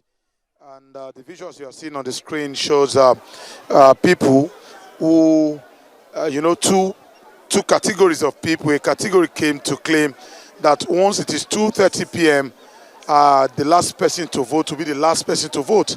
But the other category is saying that, according to INEC regulation, the last person on the queue by 2:30 must be allowed to vote before voting closes. So there's a disagreement right now, and it's gradually becoming a free-for-all as we speak. There have been some exchanges of punches here moments ago, and everything is coming down gradually. The situation is getting down. The policemen and other uniform officials there could not do much. They are just standing by, watching the shouting march like the media is doing right now. You can see the polling unit right there. I don't know if my camera, the polling unit under that canopy there, that is the affected polling unit, and it's about the most populated here. It is unit 032 inside the VGC voting center.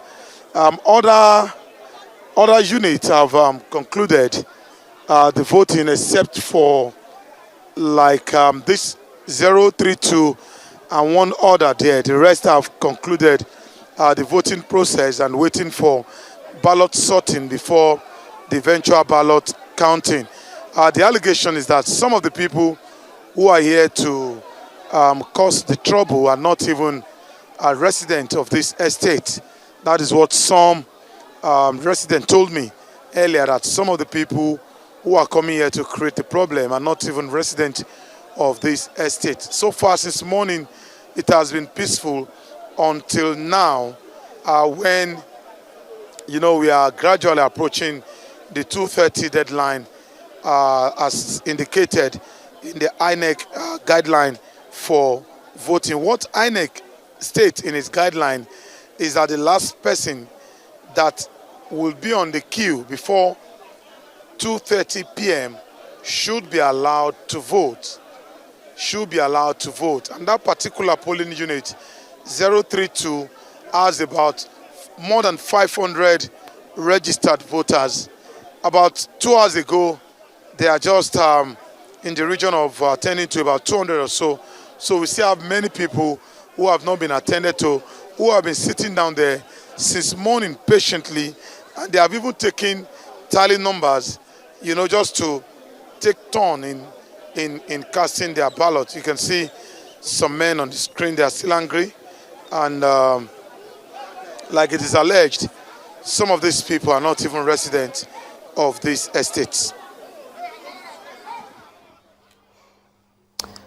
Our correspondent Oba Adeoye giving us a situation report with regards to what's currently going on at VGC here in Lagos. Polling unit 032, which we understand is the largest polling unit inside of VGC, and things don't seem to be going that smoothly. Well, I mean, what the law says is that where there are issues, INEC within 24 hours will reschedule the elections. So INEC in that regard has obeyed its own laws, its own guidelines. And then the second point, of course, is that INEC had announced previously, and we saw that in the presidential and National Assembly elections, that the last person on the queue, must be allowed to vote once it is 2:30 p.m. And that was why in some of the elections in parts of the country on February 25, voting went on till as far as nighttime, with people bringing torchlights. But we hope that matter has been resolved, because if you look at the clock now, it's already 2:37 p.m. But again, if it is not resolved, it will mean that most of the voters in the VGC will feel that they have been disenfranchised. The number of voters, registered voters in the Victoria Garden City 10 polling units is over 5,000. And, one concern in the morning when the turnout was very low was that, one, apathy as a result of what happened yesterday. Two, the fact that it's on a Sunday. People are very religious. Some people will insist, they will first go to church before they will come and vote. And if you have a larger number of people going to church first and returning, then of course you have a longer queue. But, if INEC is aware of this, as I assume that most of the people in that axis, they are enlightened people. Yesterday they raised alarm and forced INEC to respond. I believe that they will do the same today. But the question, however, is that 10 polling units in VGC have their elections rescheduled, and also around Lekki, Ikate area. How about persons who were disenfranchised in Ikorodu and other parts of Lagos? Yes. So is it an elite thing? Is it about the fact that this is upper middle class neighborhood, and those ordinary people in Agopala's Way and elsewhere, were because they are ordinary people, they do not enjoy that advantage. Obadoye, we can see you on the screen now, here from the studio. Is there any development? Because as at the time of your report, it appeared that it was not yet 2:30. Now it is 2:38 p.m. by our clock here in the studio. The matter you reported earlier, has it been resolved? Are people now allowed to remain on the queue if they got there before 2:30 p.m. and allowed to vote in the polling unit 032 that you talked about? Yes, the situation is right now coming under control. The shouting match has abated, and I can see some soldiers are just coming into the park right now. Probably someone has gone to, bring them in from nearby, because I saw them earlier on. Ballot sorting is underway in some of the units here. There are about 8 voting units here inside this park. And one of the units is where we have the problem right now. But I can confirm to you that voting has continued in that particular polling unit. That's polling unit 032, where the shouting march took place earlier. The disagreement was that some people came to alert the electoral officials that once it is 2:30 p.m., they should pack their materials and leave the park. But other people came and said, no, that's not what the INEC regulation said. The INEC regulation says that the last person to be on the queue by 2:30 p.m. should be allowed to vote before the process is brought to a close. So everything is right now under control, and voting has, continued there at polling unit 032. But in polling unit 124, which is a stone throw away from here, ballot sorting is underway. Let me see if my cameraman can come with me so that we can see the ballot sorting over there. And that's polling unit 124. Any moment from now, they will start counting the ballots, and the voting process has ended in several of these polling units here at the VGC Park, while only voting unit 032, we still have voting continuing there. About what is the turnout like today? When you reported earlier on this morning, a lot of people were still assumed to be in church. The turnout didn't seem to be as much as it was yesterday. What's the situation like? Did more people eventually come out to vote, or were the numbers still low? The turnout is poor compared to what I saw yesterday. Yesterday, more people were eager to participate in the process than what we have today. Today, we can see several empty seats here, unlike what happened during the presidential election, where we have a huge turnout of residents in this estate. It's possible that they have been discouraged by what happened yesterday, but the only people that came out today, INEC will rely its result.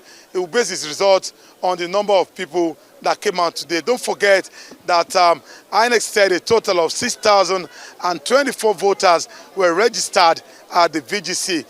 The number of people who collected their PVCs is not up to that figure, but we have quite a lot of people out here, but not as much as one would have seen on a normal day, not as much as what I saw yesterday when I came here and the reviews to vote.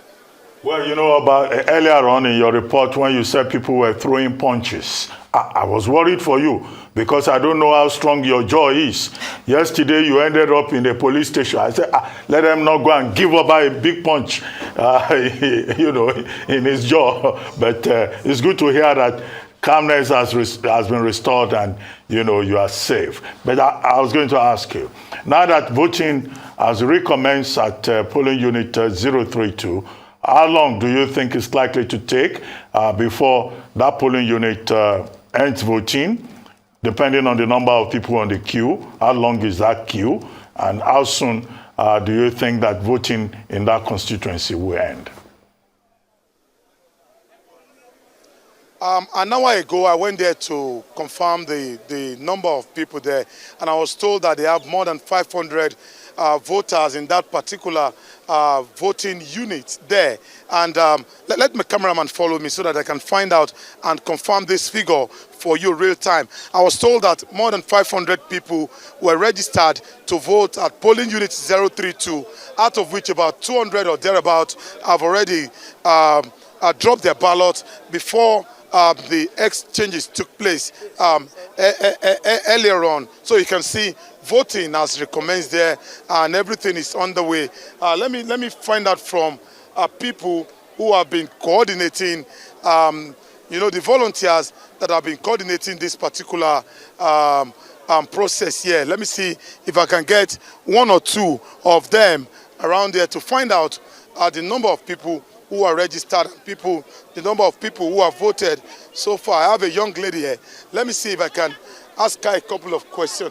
Hello, madam. Can I talk to you just a minute? I want to find out how many voters are in this particular unit. There are over 800 voters on this unit. Over 800. So how many of them have voted so far? We're actually following a list, and so far we are just on, I think about 200 and something, and there's still a large number waiting at the back. So what's the resolution? I can see that voting has recommenced. What's the resolution? What we are trying to tell INEC, which we know is the normal standard, is that once it's 2:30, we will make do that nobody joins the queue again. But those that have been sitting down before 2:30 has to be attended to. We were told that some of the people who came here to, start the scene earlier, that they are not even resident of this estate. How true is that? I can't confirm that right now. But what we know is, if you're a resident, you would know that the law of the estate, there is no violence. So if you're coming in here to start violence, then there's an issue. That means you belong to either a party or you have a hidden agenda that you're trying to play out. So what's the name, ma'am? Mrs. Sandra. Okay, you heard from Sandra there. They have about 800 people in this particular polling unit, and a lot of them have still not voted up till now. Let me speak with an APC agent here to balance things up here right now. He's an APC agent at this particular polling unit, 032. What's the name? Adekunle Adebowale. Okay, so what's the situation right now? The report is that under the INEC law, once it's 2:30, we give an extra 30 minutes, 3 o'clock. If you're on the seat as at 3 o'clock, you can cast your vote. Any other person aside 3 o'clock, you cannot cast your vote here in VGC. I need you to be clear. Does it mean that by 3 o'clock voting ends? Is that what you're saying? Not really. I'm saying if you're not on the seat as at 3 o'clock, you cannot cast your vote here. Once it's 3 o'clock, if you're on the seat, you cast your vote. Anything after 3, you cannot cast your vote. Which law stipulates 3 o'clock as the time? What we heard because the INEC regulation I know says 2:30 p.m. 2:30 p.m. and extra 30 minutes. 30 minutes. No, I'm not talking about Labour Party. I'll come to you. The 2:30 p.m. it is when the election ends. No. Just hold on. She's saying no. So let's hear from the Labour Party representative here. What's the name? Mrs. Odige Oyegun. Okay. Labour Party observer. Okay. The rule is at 2:30 the queue stops. Voting stops at the end of the queue. That is the rule. Why APC has introduced its own rule? No, it isn't. It isn't what you've said. I said no. If you're not on the seat as at 2:30. Do you agree? Do you agree with that? I never did. No, I never agreed. I said if you are not on the seat as at 3 o'clock, you cannot cast your vote here. Nobody mentioned 3 o'clock here. You said 2:30, ma. The queue, wherever the queue stops at 2:30, yes. Then you are not on the queue. No. Go to yourself. The queue stops. Let's get this clearly. Let's get this clearly. Let's get this clearly. If you are not on the queue as at 2:30, on the queue as at 2:30, as at what? As at what time, ma? As at let's take it one at a time. Let's take it one at a time. I'm asking madam a question. Let's take it one at a time. And madam can speak for herself, and you are not the interviewer, sir. Hello, gentlemen. Let's take it one at a time. At 2:30, the queue stops. Okay. Everybody on the queue, regardless of what time we exhaust the queue, votes.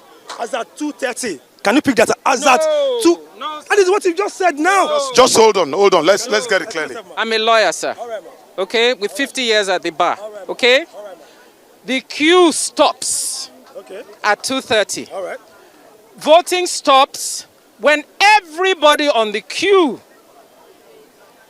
has voted. Full stop. Sir, this is my mother and a lawyer. She just said, if you are on the queue as at 2:30, that's just what he just said. That means if you came around 3:31, if you are not on the queue, you are not eligible to vote. What she just said now is that the regulations of INEC says the last person on the queue by 2:30 must be allowed to vote. That is what I'm saying. Do you have any problem with that? No. Exactly what she just said. No, she's saying all these people must vote. Sitting down here, they must vote. And this is, check your time, sir. This is almost 2:45. Were they on the queue before 2:30? And now they are not on the queue. 2:30, we have their numbers already with us here. And we know where the numbers are. What number do you have at? We have like 2,650 on the queue now. So anything exceeds that, then we will go against what they are doing here. My final say, sir. All right, you just heard from the two representatives of two of the political parties that are contesting in this election. But what I know that the INEC regulation states is that by 2:30, the last person on the queue must be allowed to vote, and then the voting process comes to an end. So everybody's giving different interpretation to it, but the INEC officials on duty here have, I believe they must have been trained before this election, and they have the final decision to make in this process. Well, thank you very much, Obadeoye. We'll remain in touch with you to monitor how the situation there progresses. Thank you very much indeed. We'll come back to the studio. Leila? You know, I mean, she was pretty clear, and these are the laws that we know and we've heard INEC repeat time and time again. As long as you are on the queue by 2:30 p.m., no matter what time voting stops, you will be allowed to vote. What the APC agents mentioned was that they are allowing for an extra 30 minutes, but the question was, where is that stated in the law? Which he couldn't answer to and came back to say that, yes, if you're on the queue by 2:30, you'll be allowed to vote. I mean, it's interesting because this could go on for hours. They've only, at polling unit 032, only over 200 people have voted so far. There's still about, 600 people left to vote? So they still have a long way to go in VGC. Absolutely. But what do you think, Ngozi? You are here with us in the studio. It also has to do with when INEC arrived. So if people are... No, so in VGC, they arrived early. They were supposed to arrive at 8:30 a.m. Yeah. They were there by 8 o'clock. Okay. They arrived early there. Yes. Okay, so what I hear from the lawyer is that if you're already there, you're on the queue, and it's 2:30, you are supposed to vote. What then should happen is to ensure that the people who are there are secure. Even if the election, continues till 7, for people who are already there, what we should be worried about is to ensure their security. For me, that's what I think. Maudi, are you still with us? Maudi? Yes, I am here. Okay, the big question, which I raised earlier, is that when all of this is said and done, people will go to court, there will be whatever the court will rule. How would we be able to live together as Nigerians in terms of healing, reconciliation, considering the way in which this electoral process has divided people along religious and ethnic lines? How can we find that healing, that restoration? Okay, what I think, and I believe so seriously, is that the patriots among us, we have to lead the healing process. I can't tell you that I'll go to a young person now and say, please come out and vote. INEC has improved. I have to try first of all to convince him or her that these things happen. But there is a larger picture we should look at. So many people's hearts have been broken by INEC. Added to security personnel yesterday, what they're supposed to do, they didn't do. But I think, like so many people have started the process. Many people have saw so many tweets. I am Yoruba, Igbos are my best friend. I am Hausa, Yorubas are my best friend. I think those people Our voices should be louder than the voices of the very small group of people who want to destroy the country. Their goal is to destroy the country, though their actually immediate goal is immediate gratification of corruption they want to do. But the larger goal they are not seeing is to destroy the country. I think the healing process must start. And also our religious leaders and traditional leaders have also to lead the process, because they have been compromised one way or the other to be speaking against it. But also I have seen people who stood out, like Afenifere, like Baba Adebayo. They have stood out to speak for the survival of Nigeria. They should also be speaking now that there is need for this healing process to happen. There is need for us to come together. Because the greater danger that, do you know why they are scattering us? Is because they have no plan to do good governance. So they want to perpetuate their bad governance and steal more and more and more. So they don't want a corrective voice saying we need good governance. So they are our enemies and enemies of Nigeria. Or the majority of Nigerians must come together and let this healing commence immediately. Especially the healing for our youths. Because they are the worst hit in this process. They are the worst hit. Will you ever go? Many of them were just convinced to come out and test water yesterday. If the yesterday didn't work, I'm through with this. That's what many of them are saying. I will never be part of it. We need to have to restore their confidence that the greater picture is this country. And if they abandon Nigeria, Nigeria is gone. We are dying generation. They are the future of this country. We have to convince them to hope again, to trust again. That they cannot trust the current ANEC. They can't trust the current security agencies. They need to have something that will happen for them, for us to hold on and say, collectively, we can trust again. We can hope again. Let the healing begin. And we have to do it. And our religious leaders, this is not the time to keep silent.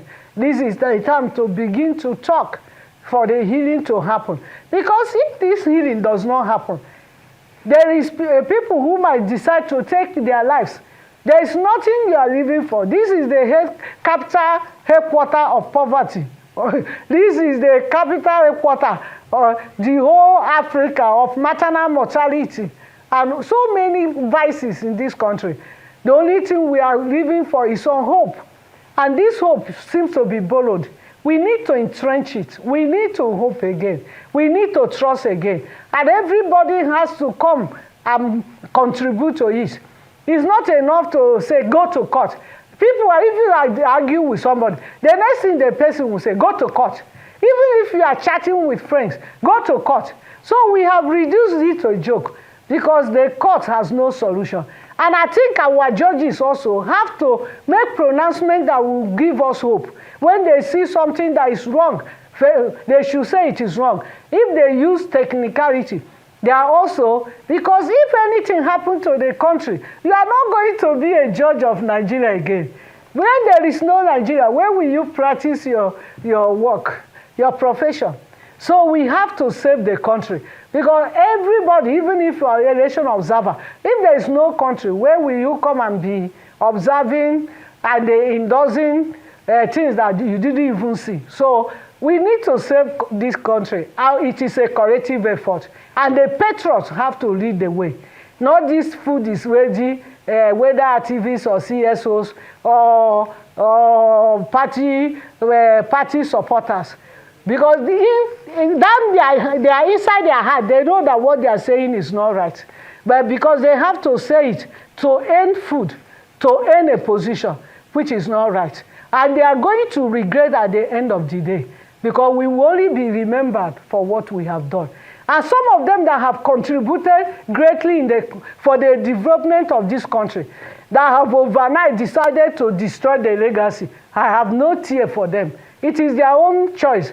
Life is about choices. The choice we make, we live with it.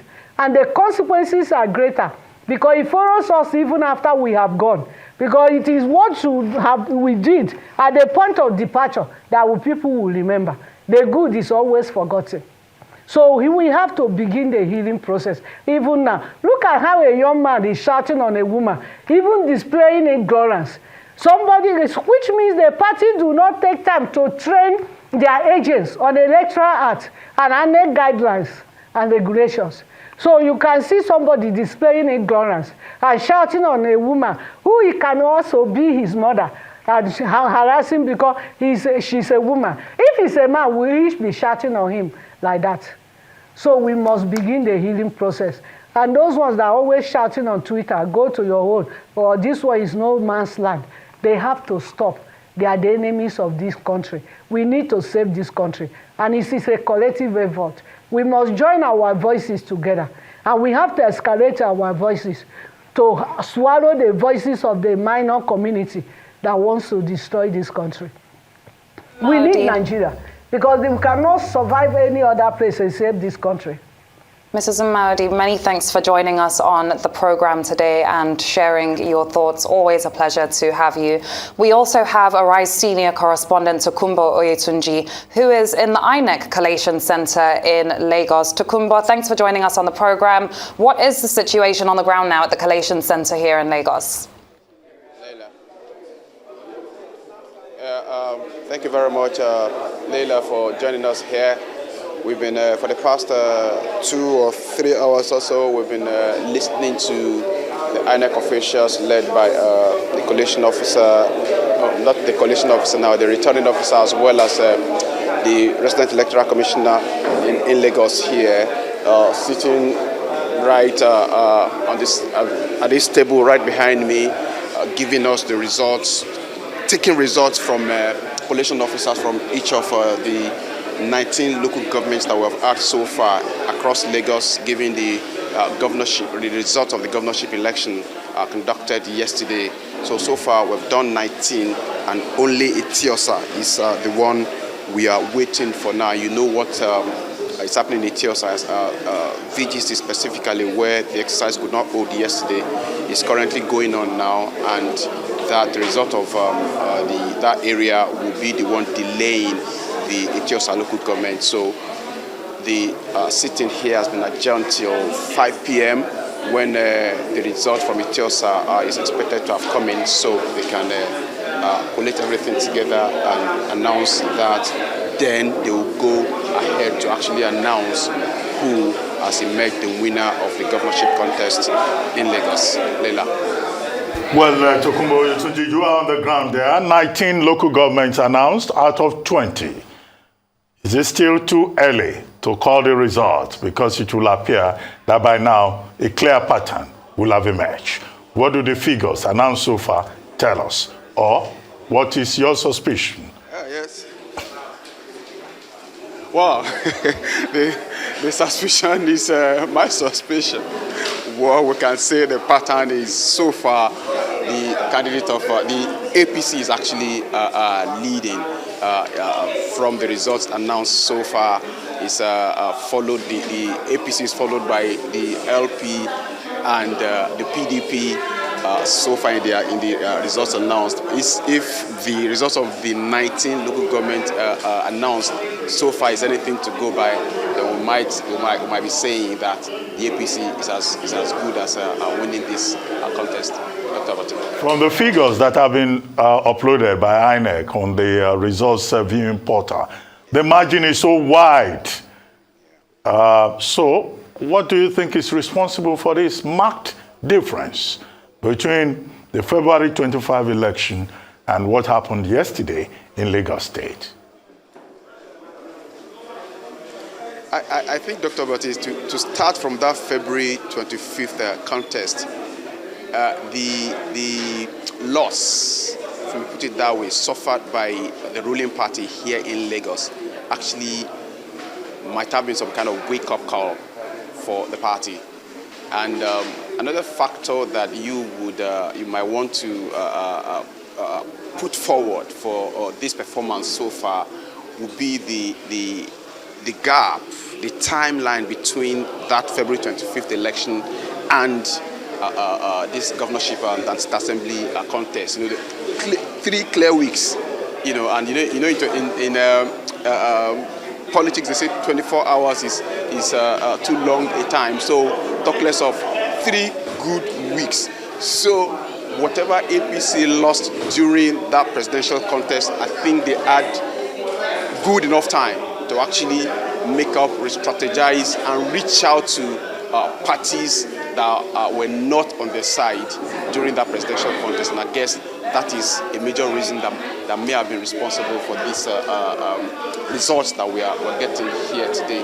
Of course, Dr. Abati, we can't ignore the issues that characterized the contest yesterday. Disruption of the voting process, snatching of ballot boxes, burning of ballot boxes that even led to one fatality in the Okota area of Lagos. So from the results that majority of the collation officers have been announcing here, there have been so many cancellations, and I may not be able to give you the exact figure or figures of voters affected there, but you can say that that's a sore point in this whole process, Dr. Abati. A huge number of voters have actually been disenfranchised through this process. And you know that what the INEC rule says about anywhere there is a disruption, there is a violence, results there should be cancelled. I think there will have to be some kind of a review of that part of the rules, because from what we have seen here now, a huge number of people have been so disenfranchised so far. So I think it's an area that needs to be looked at. Tokunbo, have there been any disapprovals in the Collation Center? For example, when we headed over to Rivers State to cover what was happening there, certain party agents, particularly the party agents for the SDP, came out to say that the results uploaded to the IREF system were not the same as what was being called out in the Collation Center, or rather, the number of accredited voters uploaded to the IREF system was not the same as the number of accredited voters being called out at the Collation Center. Any disapprovals in Lagos today? Leila, curiously enough, there has not been any. I mean, I was here in this same hall 3 weeks back when the presidential results of the presidential contest, were being announced. And I can tell you that almost at the end of every presentation by each of those coalition officers from the local government councils, you have one party agent or the other, especially the Labour Party agent, who is equally the chairman of the party in Lagos, standing up to dispute the figures. At some point, it's even forced the returning officer, the professor here, to actually take another look at the figures, and some of them were corrected. But today we have not heard from any party agent or representative disputing any of the figures that have been presented so far, and that's curious, really. Well, thank you very much, Tokunbo Yetunji. We'll remain in touch with you by the time the Collation Center reconvenes later in the day. But let me come back to you, Ngozi. In this election, the role of women. Out of all the presidential candidates, we had just one woman. Vice presidential candidates, 0% appearance. But to come to the elections yesterday, out of about 416 gubernatorial candidates, women represented just about 6%. For House of Assembly positions, that was even much lower. And yet, for years, since 1999, we've been talking about increasing women representation in politics. In the governorship race this time around, 24 women in 28 states out of over 416. Why is it that women that don't want to be part of the process, or is it that the system is rigged against women? And why are we not making progress, even with national gender policy and all this regular talk about manifesto, women representation and all of that? Thank you very much. Women are definitely interested. We've been speaking about violence all day, and then you would imagine, how women who are even contesting are already feeling with all that we've been discussing. And so we've even with other elections, we've had where women even, before the elections, a woman of Labour Party in the state was already killed for even speaking about politics. And so women are actually really, really scared. Apart from being scared, there are no laws. Nigerian government has what they call national gender policy, where they have the 35% affirmative action, which they took from the Beijing. Beijing recommends 30% for women. Nigeria, in their usual enthusiasm, knowing that they will not obey the rule of law, extended their national gender policy to say 35%. As I speak to you, from 1999 till now, I think what we have done is just 4.2% women in appointive positions. It was only the second term of Obasanjo that we had 42% of women, which was appointive after the elections. And so it's not that the women do not want to contest, it's because we don't have the political will.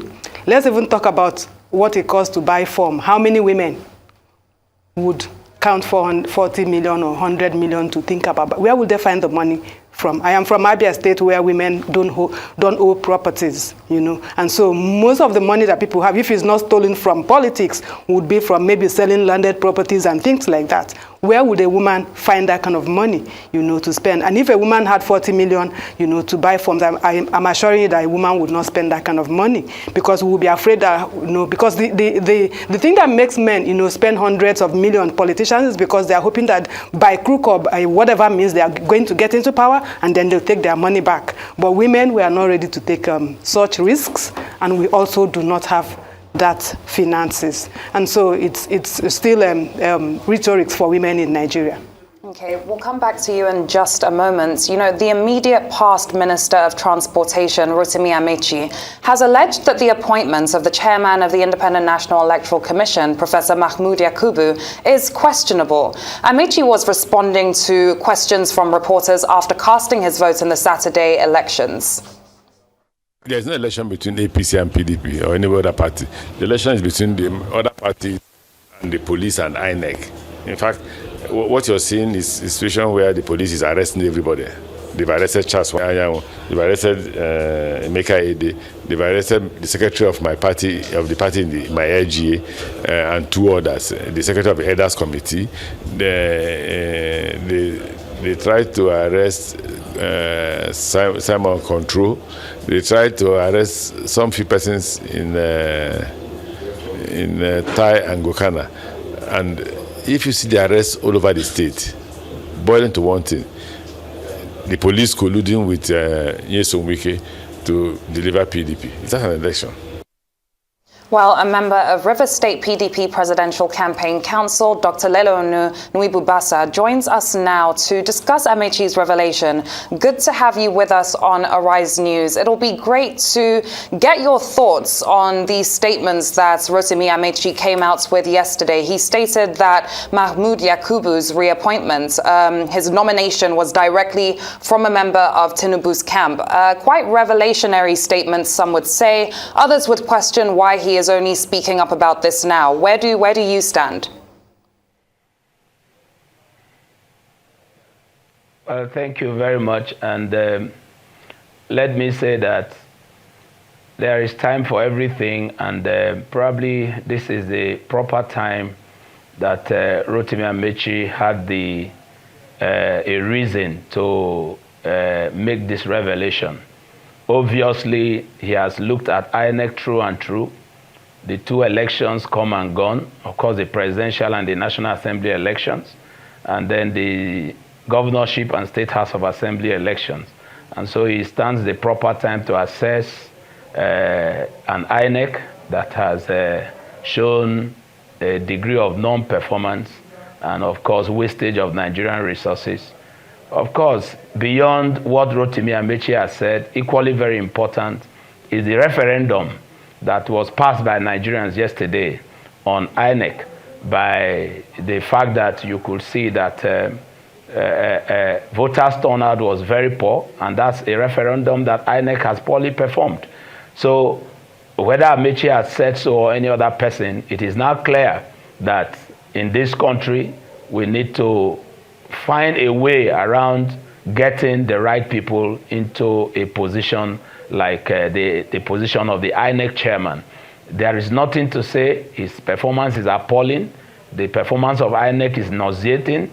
It is asphyxiating, and Nigerians are in a terrible shape because of the attitude and performance of INEC and that of the security agents, as said by the former governor and former minister. My name is number one on the list of those that the governor has declared wanted and asked to be arrested. You will begin to wonder why a medical doctor who probably ventured into politics for no reason will be declared wanted. So INEC and the police are the enemies of the democracy of this country. As of today, all security formations aided INEC. They are complicit in all the crimes that have been committed against Nigerian people and in subverting the will of the people. So whether the former minister made this clear to us as at this time is not as important as the fact that INEC has actually failed Nigerians. Mr. Rotimi Amechi is saying, oh, Mahmoud Yakubu, in fact, worked as executive secretary of Tet Fund with Governor Nyesom Wike, and that he was nominated to that position by the president-elect, Bola Ahmed Tinubu. Don't you think that this is probably a conspiracy theory? This is probably a case of sour grapes? Because he went a step further to also say that the APC in Rivers State is contesting against a combination of PDP, INEC, and the police. So isn't this, a typical loser's talk? Or you just think that, oh, we should just accept that Rotimi Amechi has said so, it must be true? Because you seem to be an interested party. Well, Dr. Ruben, I'm not an interested party. I'm a member of the PDP, the spokesman of the PDP Presidential Campaign Council, lawyer to the National Working Committee of our party. We work assiduously for our presidential candidate who presently is in court, So for me, like I have said, yes, people have expected that things like this should have come up. But if you listen to Rotimi Amechi's comment, he also said there were oppositions within the APC as at that time that Mahmoud should not be nominated as the INEC chairman. That is history now. But like I have said, whether it is Rotimi that is saying it or someone else, it must be clear at this point that the time for reappraisal has come. The time for examination has come. And he has come out to say, having examined the present INEC chairman, this INEC chairman has performed woefully, and he is attributing his failure to his relationship with powerful people who are already parties in the present political dispensation. And so he may not be right. It may not be a conspiracy theory. It is clear that this is what has happened. He was at home. He may have seen what happened. Of course, what he said is very clear. I have also told you here that as a former commissioner in Wike's government, I decided to part way with him, and he declared me wanted. He didn't want me to be on ground for the election. And security agents, even Boy Scout, will be ready to carry out such orders. Girls Brigade will even arrest you because Wike has said so. And so you can see a situation where democracy is truly threatened. And so the facts are there. Whether he sounds like a loser is not as important as the fact that he has dropped on the table. That Governor Wike had declared you wanted. I guess that has limited your access in and out of the states. But I'd like to get your assessment on how the elections have gone in Rivers State. I mean, we've seen several reports of violence, ballot box snatching, people losing their lives. How would you assess the electoral process in Rivers State overall? Well, I was in Rivers State, even though I couldn't participate as much as I should have yesterday. But my not being on a particular spot offered me a wider understanding of what happened and transpired in Rivers State yesterday. What happened in Rivers State can only be described as a show of shame. It was a complete sham, something that is not in any way close to any election that has been conducted since I came to political awareness in Nigeria. I can tell you clearly that in Rivers State, even places where there were no elections, results have been declared. Let me state clearly, there is a ward 16 in Kana local government. That is the ward of the distinguished Senator Lee Maiba. Materials didn't come. When they brought some of the materials, of course, they were not complete. And he insisted that the election be shifted until all materials are completed. All the INEC officials signed to that. But today, go to the IREF portal, you begin to see results popping up in such a place. Several other places where the same thing happened, we are seeing results being produced. And then, in some of the areas where election took place, I raised an alarm to the army yesterday that a number of presiding officers were held hostage in the local government chairman's house in his community. And they kept them there, concocted results, and then I called the army yesterday. Apart from that, a particular Methodist church in the home of a President House of Rep member, people were also gathered in the parsonage and they were thumbprinting ballot papers and concocting results. And these results are now being announced. And we are asking, where are these results coming from? Not talking about the violence and the number of people that were killed in the process of this. A particular ward, Ward 6, demonstrated to the headquarters, to the local government headquarters, and said, look, we cannot do this election. The beavers that were brought were not charged. Nothing was working. They didn't bring the pin to upload the results. And then they moved in a demonstration. I can tell you that if you go to the IREF portal, there are already results for Ward 6. So how can you tell me that there was an election in Rivers State? When we were all seated there, even the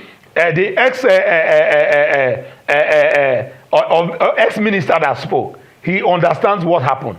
People were already systematically disenfranchised as at Thursday by declaring us wanted, knowing that by doing so, we will not be there to exercise our franchise. That is not an election. What will you be recommending to INEC? Because I'm not too sure, I may be wrong, that INEC has ordered, has rescheduled elections in certain polling units in Rivers State, as it has done in Lagos State, and as it plans to do in Benue State, and also another state in the north, I think Kaduna and Taraba also. So what will you be saying to INEC? Because INEC is really at the center of this. And the credibility, the reputation of Yakubu Mahmoud, professor, the chairman of INEC, has been called into question. Do you think that Rotimi Amechi has been fair to him? Even if Bola Ahmed Tinubu recommended him for the job, somebody will recommend someone for a job. How you do it is what matters. Well, let Dr. Ruben, let me say this again. Concerning the couple of elections that will be done because of cancellations, INEC at this point cannot redeem itself, because from the presidential and National Assembly elections to the governorship, it is clear that the INEC we have is a bundle of corruption, and they cannot load themselves of the evil that they brought upon this country.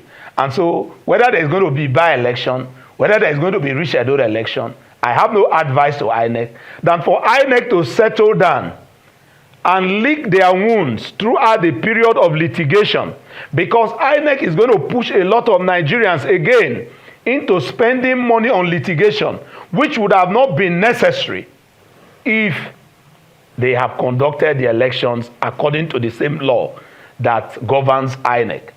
And so, when INEC is done with licking her wounds, I am recommending that Mahmoud should resign and INEC should be dissolved. And we should start thinking of traditional ways of doing election, because this is primitive. And so if we must remain primitive, we don't need to spend the kind of amount of money that we spend on INEC and still think that our commonwealth should be used to gather another set of criminals to come and conduct election for Nigeria. Talking about Rotimi Amechi being fair or not being fair, He has stated a fact. But I agree with you. Somebody must be nominated. Somebody must be proposed. Somebody may be suggested for a position. But it is the clear conscience of whoever has been appointed to be loyal to the Constitution of the Federal Republic of Nigeria and to understand that whatever duty you undertake on behalf of the Federal Republic, that the Nigerian people and their interest should be number one and not the other way around. If there are other interests that brought you in there for the purpose of whatever, you must understand that having taken that position, you must rescue yourself.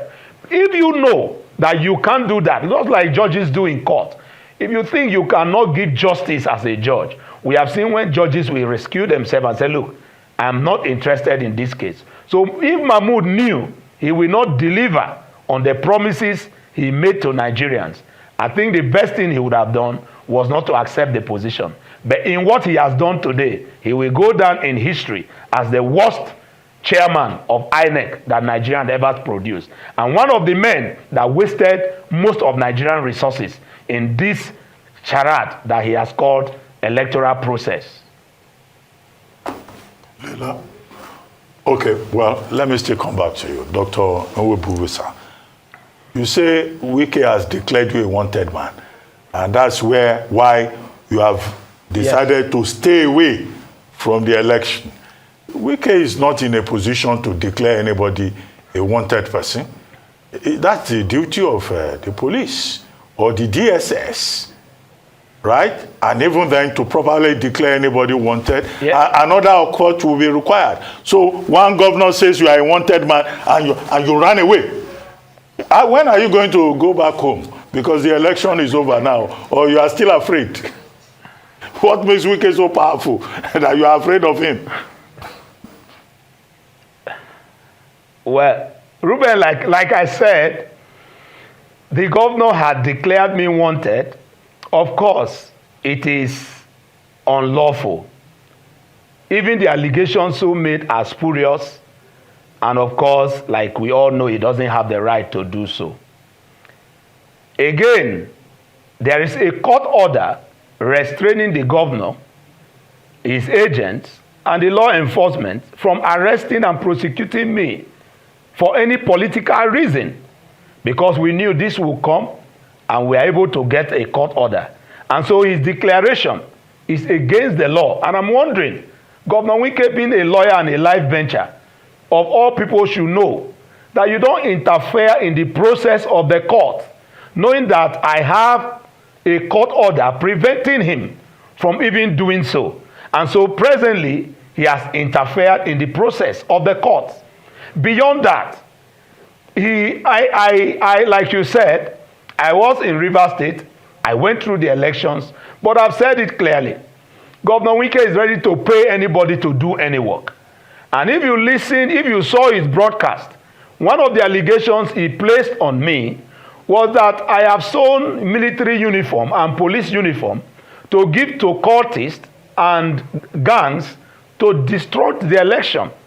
I know Governor Wike to his game. Governor Wike was simply telling people that he has sewn uniform of the police and army to certain people that he will use in the election. And knowing that Governor Wike must have perfected that plan, there was no need putting myself in harm's way when I know that even the police and army that may be coming for my arrest are fake police and fake army that has been empowered by Governor Wike. And so, like I've said earlier, a man like Governor Wike declaring you wanted has exposed you to such a danger that even a Boy Scout or Girls Brigade we want to please Governor Wike by holding Dr. Nwebuwisa and say, here he is, give me my prize. And so I didn't want to wait until that prize is delivered to anybody before I keep myself safe. Light wisdom. After all, was it not Bob Marley that told us that you fight and runs away, we live to fight another day? I admire your wisdom in the matter. Very good. Leila? Yes, I was actually going to ask about that. I mean, so where does that leave you now? Do you feel safe going back to Rivers State? I know you said that you were there yesterday, but where does all of this leave you now that the elections are pretty much coming to a close? Well, I'm a private medical practitioner, and I own my practice in Rivers State. And so I'll definitely be in Rivers State to practice as a doctor. I don't have any reason to run away from my state. I don't have any criminal record. And I have the legitimate means to challenge whatever declaration that the governor has so declared. And so I'm going to pursue that case, even beyond the fact of protecting myself using the instrumentality of the law. I will also let Wike understand that by such declaration, he has committed libel, is defamatory. And so I'm going to challenge that also in court. And he's going to prove that. Remember, by May 29, Governor Wike will lose his immunity. And whatever he has done, even when he was in office as governor, he will also answer for it as an individual. And so we can't run away from our state. No one is more Rivers than the other. And so we'll all sit there. I do my business there. And then we meet together in court and in any process that he had designed. But obviously, I think Governor Wike will be sitting down to begin to think. Let me state clearly, Governor Wike declaring me wanted does not make me rejected by my people. Rather, my people wants me the more. And so for him, he is the one that can win the people. Because winning an election and getting a victory is different from winning the people. And so for us, declaring my arrest, I think I am at rest. And I have nothing to fear at all. Well, thank you, Dr. Onwubu Basa. But let's come back to you in the studio, Ngozi. Well, we've been talking about lessons. Do we even have the capacity to learn? I mean, we've been having elections since 1999. Every election season, we will have review. As INEC very soon will call for reviews. Political parties will say they are reviewing the 2023 process to prepare for 2027. Do we ever learn anything in this country? I think we learn. We can probably say our learning is very slow. I think for me, three things played out clearly in these elections. One of them is the issue of religion. If, as a Nigerian citizen, you allow your religious, leaning to determine for you both cultural beliefs or Christian or Muslim beliefs, guide you on who you are voting for, you don't have agency. What that means is that you have been denied of your right as a citizen to decide who governs you, and we should learn from that. My religion, my church, my faith can never decide for me who to vote. Another issue is issue of ethnicity. The ethnic card was used so badly, and this has been going on. And I remember many years ago, my former boss had said to me, Ngozi, there is slow fundamentalism creeping into Nigeria that we need to address. It was those days that you come out of the mosque, someone says, oh, this is a Christian woman, she has offended our religion, and let's stone that person. That was as early as when this woman noticed ethnicity and how it was going to impact the woman. This woman doesn't live in Nigeria today.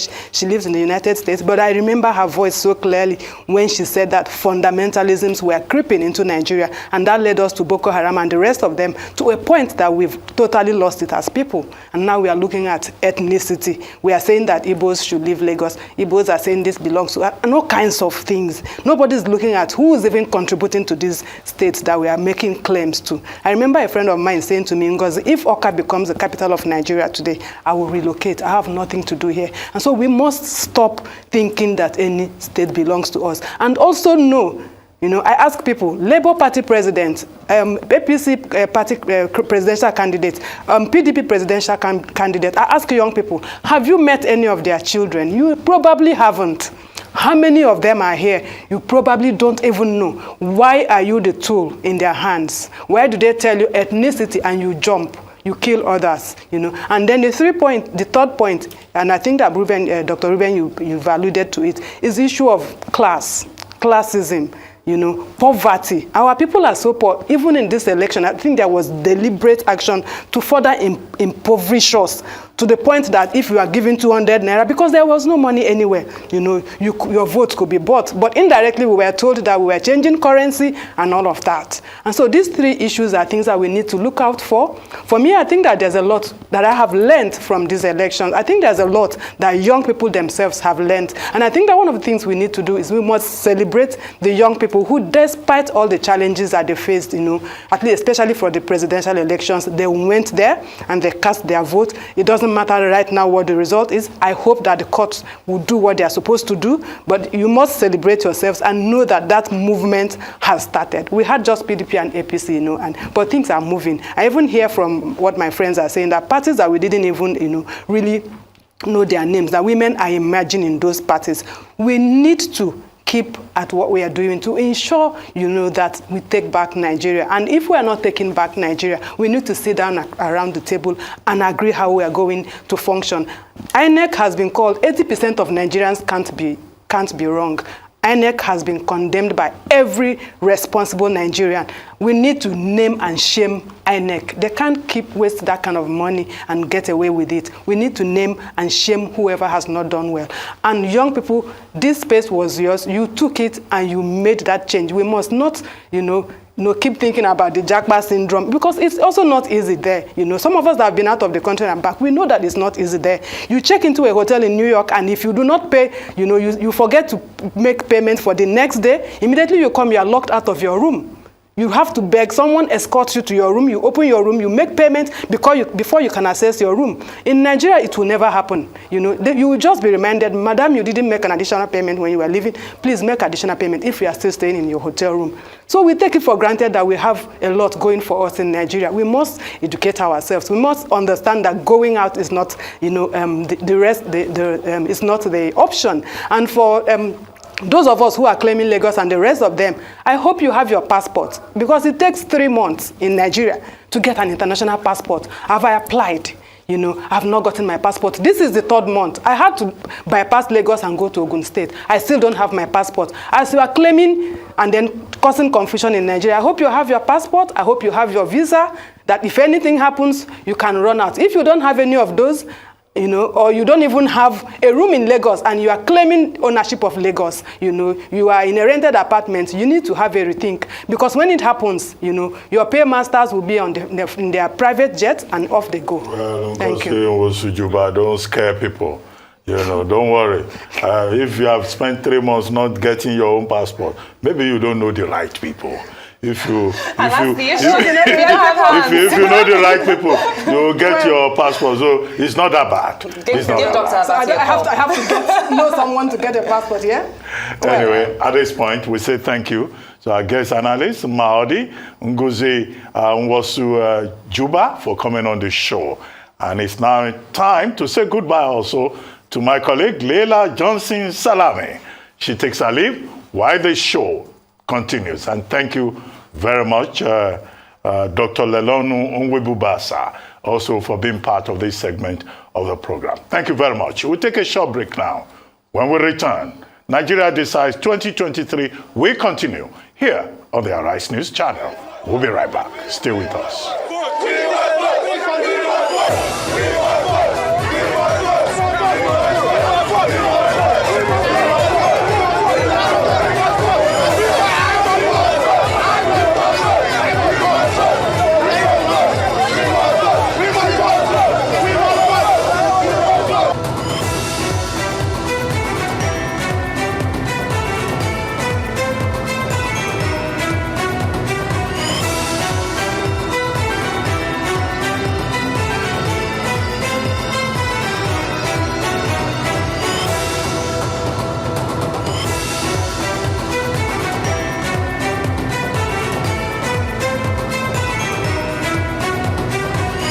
Not disturbed in any way at all. No. This is Nigeria. All these ones don't work for people like us.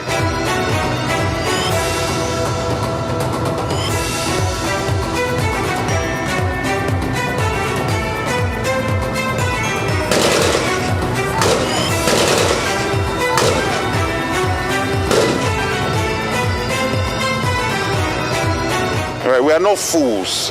right? And we're going to resist all of that. So whatever intimidation that they want to do, by God's grace, the will of people will prevail. Let the people of Rivers State decide who should lead them. And whoever they decide, let all of us come together and work with the person.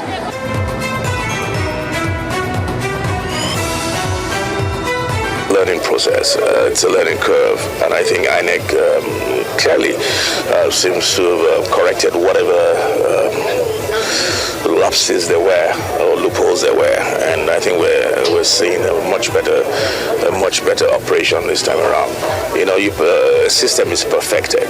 This process is not meant to be a process of violence. What I wish is that God should give Lagosians what would give them that thanksgiving of joy, make them happy and say, for the first time we can have a government we call our own. From what I've observed, and all I've observed is the mechanics of the voting process, and that has gone smoothly, I have to say. And the organization is good and all of that. So as far as today is concerned, I don't think I have any complaints.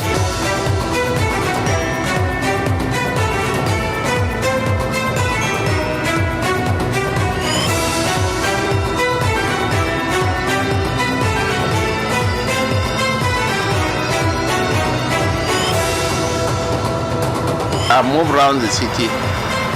Elections are being conducted peacefully. Yes, the turnout might not be as impressive as we would have loved to, but still it's being conducted in a very peaceful atmosphere. And I believe they deserve commendation, not condemnation for now. There's no election between APC and PDP or any other party.